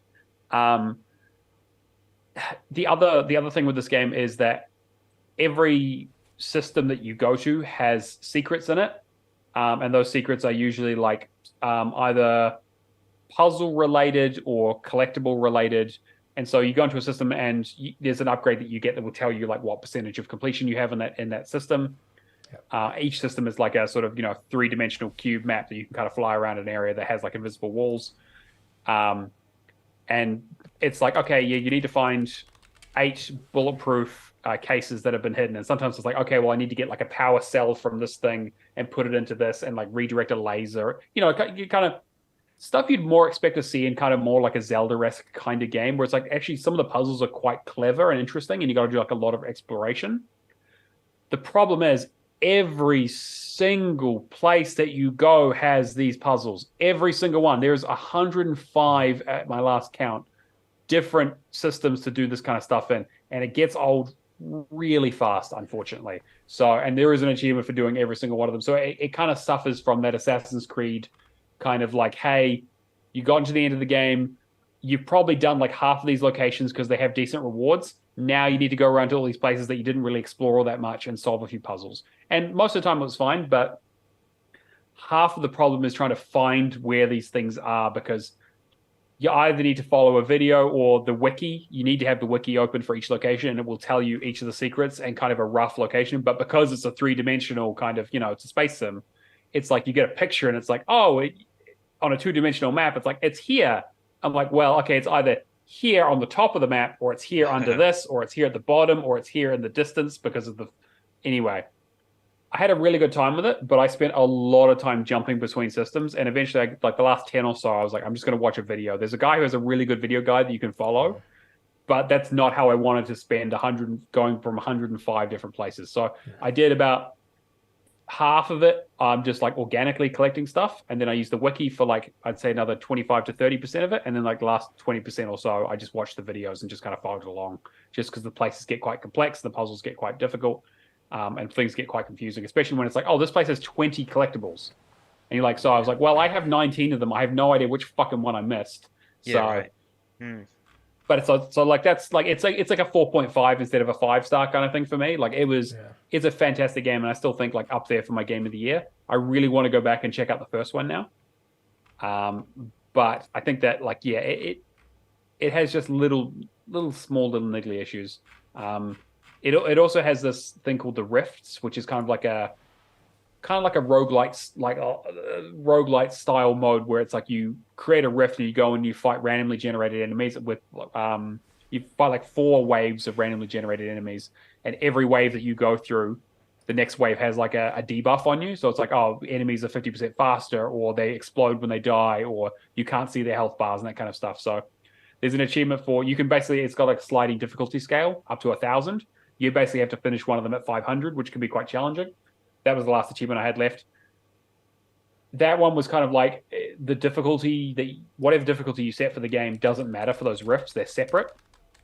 And so, like, I've been playing through the game on easy, having a great time, blasting things up, and just being like, ooh, flying in there with a flat cannon and just blowing a guy up in 2 hits. And then I just got my ass fucking destroyed playing those rifts. But still, again, like, minor stuff, fantastic game. I really like the loot system. I like the customizability. I even like the crafting system, which is an insane thing for me to say. So yeah, highly recommend it. It's on Game Pass. The PC version is, I think, a little bit further along, so I think like that's a little more up to date, and you can customize keybinds. So I probably, if you have a decent PC, probably play it on there. The Xbox stuff, you only have a few presets, so if you don't have like a joystick or a HOTAS or something, like, it can get a little bit. The controls are a little bit iffy, but nothing major. You'd probably be fine. You can't. Can you crossplay between the both? Or it's cross save, yeah. So okay, yeah, so you could start on Xbox and swap it. Which is exactly. So I started on PC and tried it on Xbox, but realized my key bindings, like I'd playing with a controller, but my key bindings were different on the Xbox than they were on the PC. So I just went back to PC and finished it. Good to know. It also runs pretty well. I have I ran on my laptop and it was okay. I put everything on low, still looked pretty good. There was only 1 or 2 zones where I had like frame drops, but like bug wise, it was pretty much flawless. Which in this day and age is always a surprise. Okay, what the fuck is Two Worlds 2 multiplayer? So this is only worth probably a little bit of a mention. Sure. Yeah. But so it's the 2 games are both on the original Xbox 360 platform. The first one wasn't really classed as an open world game, but I've heard that our friend was playing, trying to complete all the games in the open world category. So the second game was on his list. So he's hit me up to do it, and I kind of had the game. I had the first one on, in my collection, but I had to get a hold of the second game to actually do that one. And that one has a few multiplayer achievements with it. It also has a DLC that, if you can find the right version, the Game of the Year one has the DLC on the disc, Right, which is beautiful. classic. Yep. Yes. So it's a 2011 game. It's a third-person kind of hack and slash kind of thing. It actually feels really nice to play. With the character moving around, at least. I've not played any of the single player yet at all. But the multiplayer is basically just run around a few different modes and collect orbs and stuff like that. It is, I believe, you can take. What you have to do with the game is that you've got single player characters and you've got multiplayer characters. They're distinctly separate. And basically, what you want to do is you want to start as a multiplayer character, do the multiplayer stuff, and then take that stuff, the multiplayer character, into the story. Gotcha. Because the other online achievements with that actually co-op related, which you don't really get with the single player character. Yeah. So you need to start a multiplayer character and then drag that into the single player, and you can get all of that solo.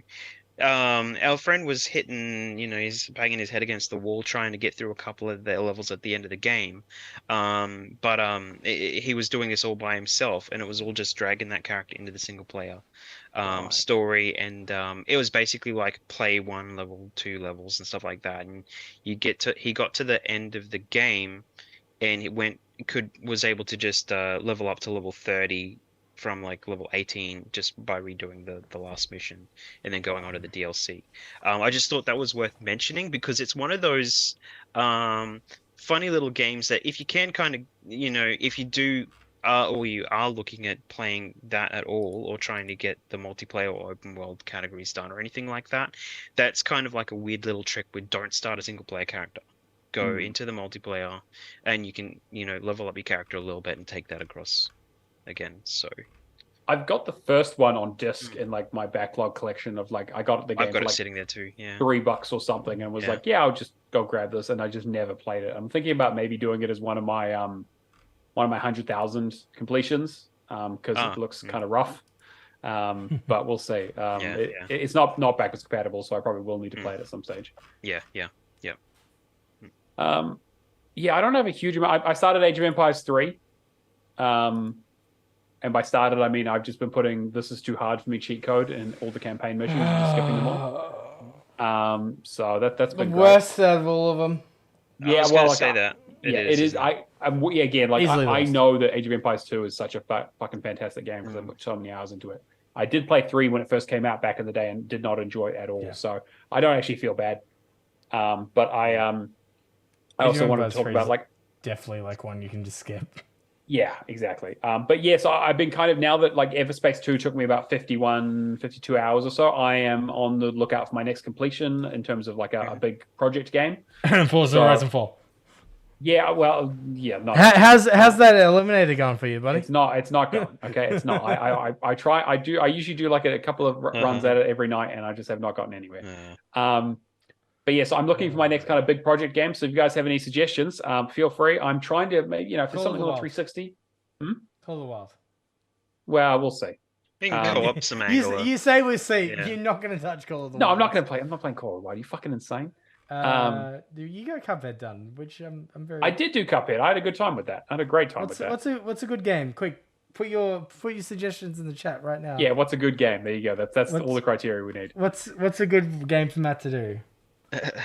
Yeah, so I'm going to try and I was thinking about doing maybe a couple of PC games. Yes. Path of Exile. Okay, no, I'm not talking about it. This is Cameron's last episode, just so you know. Outer Scrolls Online. Yeah, I guess it's just the suggestions just go from bad to worse.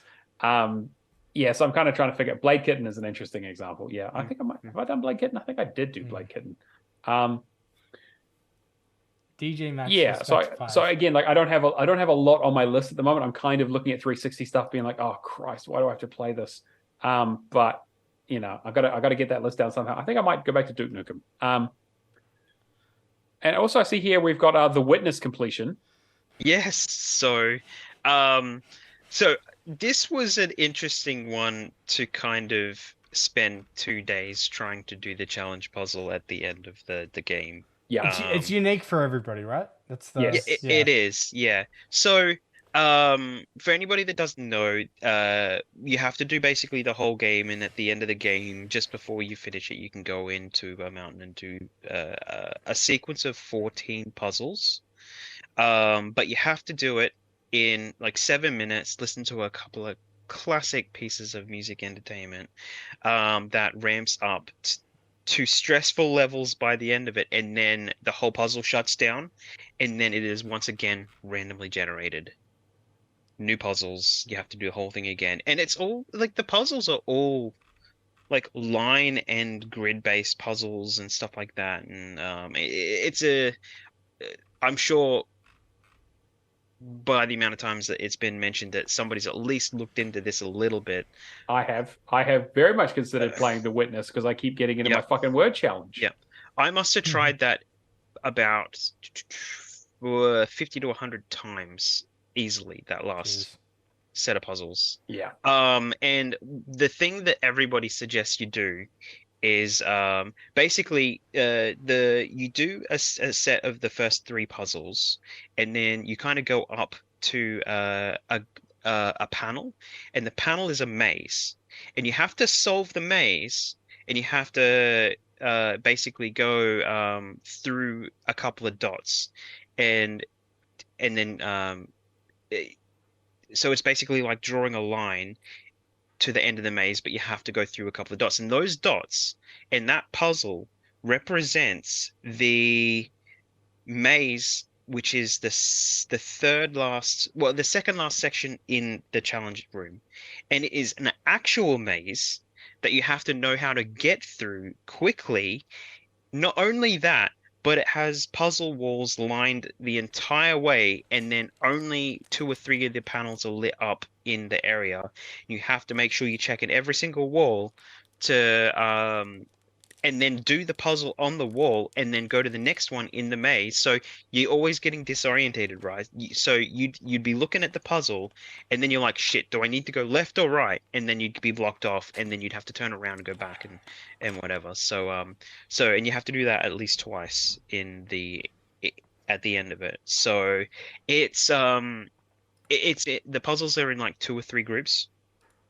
and the space just before the maze is two sets of puzzles where there are three puzzles on a grid, and only one of them is correct. So you have to find out which one is correct, solve that puzzle, and then go to the next one, and then solve that puzzle, and then you go into the maze.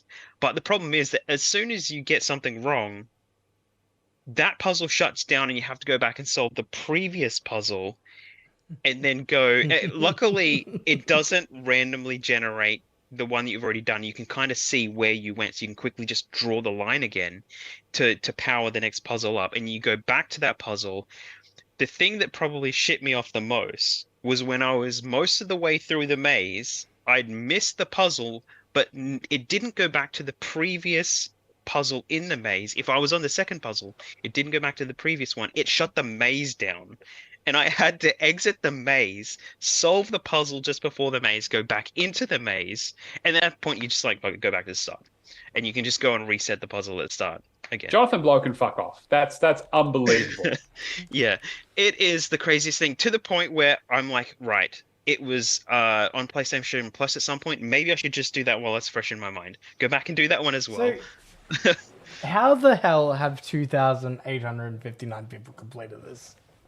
Yeah, what I this wanna was know. like Games with Gold, right? Like the fact that, It was. only that many people have completed it doesn't surprise me. The fact that the ratio is a 1.8 in what you're describing, it sounds like the utmost Yeah. bullshit. Yeah, well, I mean, as I said, the series of puzzles, once you have it down, takes less than 7 minutes. Right. If So- you screw it up at any point, you have to go back and start it again, and you're resetting the 7 minutes. So in theory, the puzzle takes 5 minutes. If you're really, really good at the puzzles, you'll be fine. But there are so many things can go wrong along the way that you spend 2 days playing the puzzles. So much of this just seems like nope. Yeah, no, this is a hard no. Yeah. No. That's a Yeah. deal breaker. Yeah.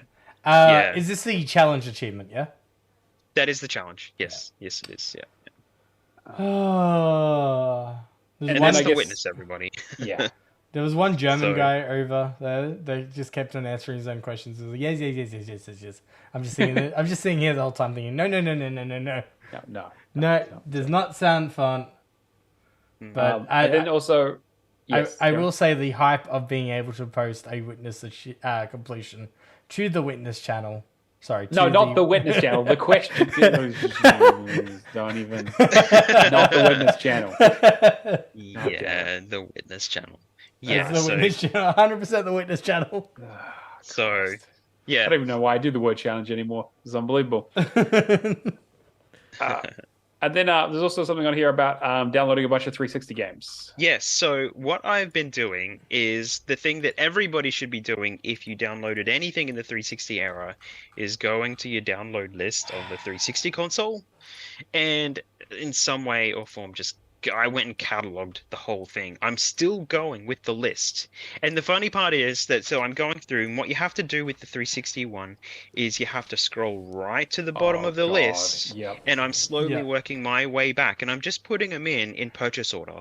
I'm like, this one, go up the list. It's like it fits 4 a page. So I scroll up 4 at a time, and then I'm like, okay, this game. I'm starting to get to the games with gold stuff that's popping up. So it's I know I'm between 2013 and 2016 at the moment. It breaks. Right. It breaks too with a certain amount of pages. I'm pretty sure. Because I'm pretty sure RGS days, Charagon tried to do something like that and broke. Yeah. You can do. Well, he had a lot more games, though. It Yeah. works now. It Oh, was works? not Alright, working. It mostly works. And I don't have a lot of games, but I'm still plus 1,000 lines See- on a spreadsheet, right? But I'm listing all the DLC and Okay, so I wasn't around for the Xbox 360 store closure announcement, but man, I am 100% expecting something to break hard. Oh yeah, 100%. Yeah. That's why I'm playing 360 games through gritted teeth. Is that like I don't trust Yeah. the system at all. I The don't Vigilante know 8 thing is a either. perfect example. Yeah. yeah. There are so many areas on that list where it says content not available that Yeah. I don't know if I purchased that and it's gone. or if it's just some piece of shitty thing that I don't even need. Yeah, like a lot Why of the not licensed both? DLC that back in the day they just It's pulled gone. it and you couldn't play it again. Yeah, yeah. I also see you mentioned Borderlands the pre-sequel in here as well. Yes, so the other thing with that is that I've started a few of these games, so I went and loaded up Borderlands pre-sequel because I owned a season pass. You have I'm to keen go to play into that. Yeah. Nice, nice. You have to go into the game and you have to activate your season pass content in the store in the game. Yeah. If you own any season passes, chances are on the 360, that's what you have to do. I also had to do that for Lego Avengers. And I also had to go into Lego Dimensions on the 360 because they don't have a storefront for the DLC that are activated on the little toys, on the readers. But they do have a marketplace on the store now where it can say this is the contents released, what do you want to download? And if you've owned it, if you've activated a little toy on the sheet, you can actually tick a box and go and install it You can as well. you can get those tokens and just You technically can. Yeah.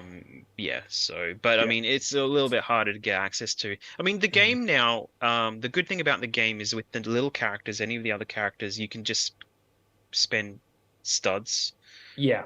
like made it in the easy to game just- and yeah. actually swap characters if you need one. Oh, Because cool. I was a bit worried that one of my characters didn't work anymore, but I popped him into the 360 version he did. So that's fine. So they're all still working. But yeah, so that because when you click download, it doesn't pop up the Xbox store and go, do you want to download? Yes, confirm purchase. Yeah. It says in the marketplace, do you want to add it to your list? And it just adds it to the download list. Yeah. So that is a huge, like, this stuff is going to disappear as soon as Yeah. they shut off a server. And as soon as it didn't connect to the Lego Dimensions server, so the Warner one, it said that I didn't own anything. So I had to quit out of the game, load back in, Yeah. and then download everything again. That was more of an issue, I think, towards the end of the 360's life. Mm. I think like Far Cry 4 had a similar issue with their season pass. If you had the 360 Yeah. version of it, you had to Mm. redeem it within the game itself, otherwise it wouldn't work. Telltale has similar issues as well. Yeah, and like you could only have a packet size for a download of a certain size and all that kind of stuff. I've noticed with the Borderland pre-sequel, I was chatting to a friend about this one. The achievement for doing all the side quests can break. Ooh. And it's the same as Borderlands 3, where if you're jumping midway through quests in and out of somebody's game, Yeah. the complete all side quests breaks. So it's like, shit. Okay. do you play the game solo entirely because you have to play it a second time to continue leveling up the character at level 50 or whatever it is? Sure. Do you play it and do all the side quests on your own, or do you just play the game with a friend and then start a playthrough afterwards by yourself or on a different character and then play it again if it doesn't break? So it's just like, because we were going to do it as I was going to do it with Todd and another friend. We were going to, get in and do that as kind of like a 360 hurrah. That's the last game we need to do. We did the other ones together. So it's like, do we really want to go through the same Borderlands 3 shit that we went through? The super annoying part there is that there is an achievement for completing one of the quests with four characters. 4 people. Which sucks. Yeah, you have to have a group of 4. So it means, and it's about halfway through the game. Yep. So there's at least one point where you need 4 people there. So are you starting a new character? Are you going and doing it again? Or are you just taking a gamble and maybe not having it break? So, but yeah, it just feels like Borderlands. It was done by the Aussie guys. It's I'm only just starting to get to some of the Aussie lingo that they're kind of dropping in there. It's kind of nice to have that. So that'd be interesting when I go back to it. So yeah, I definitely need to do that one. All right. Cool. I think that's pretty much everything what we've been playing, which is actually a decent list. It is. Yeah. Let's just quickly go through the leaderboard. We've got in third place we have Ozbuff Fanatic, who we met at PAX, I believe, is with 11,475. Jimbot UK with 11,505, and then Martel in the top 3 again with 15,060. That man is putting away score like it's no one's business. I mean, he's been putting away score for a while on the 1 mil account, but he's just back to his normal. He's back to his normals, yeah. Playing all the horse games. Yeah, true. Keo, do you want to go through our completions? Yeah, I'll just get that up in here. And okay, so we've got Shane completed Jerry McGrath's Off-Road. I actually hit the 3,900 day streak, so it's good that he's got that still going. Orcs Must Die, I expect that to not change. Orcs Must Die is one, wasn't that one that you guys are talking about?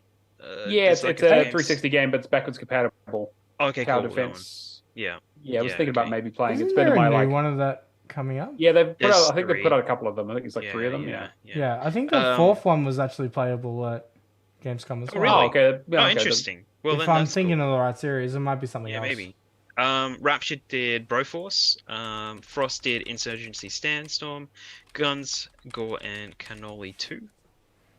Shadow Slide did Battlefield Bad Company, so that's a nice one. Nice finish. Natolinator did Coffee Talk. Apparently, sacrilegiously skipping dialogue. Oh, okay. Well, actually- okay. We'll actually, maybe take them off the list then. Speaking of coffee talk, Oh, here you go. You're the apron. they The gave me an that was apron. selling. Yeah. Yeah, nice. McCall KV did Ravenlock and Venbar. Wasn't really that happy, I think, with Ravenlock much Yeah, at he thought all. it was pretty average, which is Yeah. fair enough. It's a relatively simple game, but it's cool. Very easy. The Moonsub did Super Animal Royale. I need to do that. Super Bob did Hour of Victory Games for Windows Live and had a lot of trouble with this one. So trying to creep through levels and it breaking and shutting down and all that kind of stuff. It would basically, the game wouldn't let him progress. It was a mess. And then Monkeys did Blasphemous 2. So Which is apparently very good. So I'm actually keeping an eye on that one as well. yep. And then we've got, that's it. And then we've got everyone's favorite fucking channel to spam the witness in, apparently. Witness. Is the word challenge. So if you don't know what the word challenge is, on our Discord, you can find a channel where you can guess the name of the game. If you get the name right, I would say copy it from True Achievements to get it exactly right. Our bot pops up with a GIF and you win a prize. Usually like $20 New Zealand or a code. Thankfully had a code donated by one of our community members. Thank you, community member. I will reveal who it is once the game's out. But the clue, the first clue that we had was this game. It's not the witness. Was the community member the witness? The community member is not the witness. Did they witness the code? They may be witnessing this podcast right now. Okay. They may be looking too. Yeah. It could be, the looker. Yeah. Yes, this game has been part of a subscription service. It has more than one genre on True Achievements. It has less than 30 achievements total. And here's the new clue. This game has a stack. So that should limit it by quite a bit. Good luck. I'll be very curious to see if we get some good guesses. It's been a little bit quiet in the Word Challenge channel this week. So I want to get some more guesses in there. So get your fucking ass in there. One of these months, I just wanted to be the witness. It will be the witness at some stage, but you'll never figure it out. I'll put the worst fucking clues. And then, of course, a big thank you to our Patrons, patreon.com/HawlerGamers. If you want to help support the show, we literally couldn't afford to do it without you guys. It's the thing that pays for the Word Challenge and for Zoom and licensing and hosting and occasionally equipment when things break. It's the glue that holds the show together. So a huge thank you to Lee Howard, Mikhail KV, Natolinator, Mad Lefty, Admiral Awesome, Happy Moogles, Kung Fu Skills, Hack and Pone, Cavalier 07, Old Mate Clown, Mark B, and McLovin Legend. Thank you very much. And that's kind of going to bring us towards the end of the show, I guess. Cameron, you want to do some shelling? What do you got going on? Shadowless Edge on Twitter, TwitX, or Shadowless Edge _ on Twitch. I have one more assessment done for my social media thing, which is probably going to finish this month, and then probably just going to go stream massively because I want to check out some Game of the Year titles. Yes. There's there's so many. I thought Baldur's Gate 3 was the sure thing. Yeah, I don't know. There's so much competition for Game of the Year, and I want to just really do as much as I can. Yeah, you could to have a really comprehensive list. Yeah, for sure. I'm on a similar page. Yeah, what about you?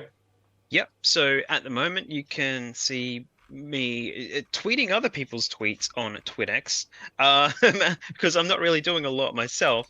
But you can catch my streams at Kill Live at Home on Twitch, which you can see also at my HDFT. How HTFG? Geez, I'm messing it up tonight. HTFG play on YouTube. So yeah.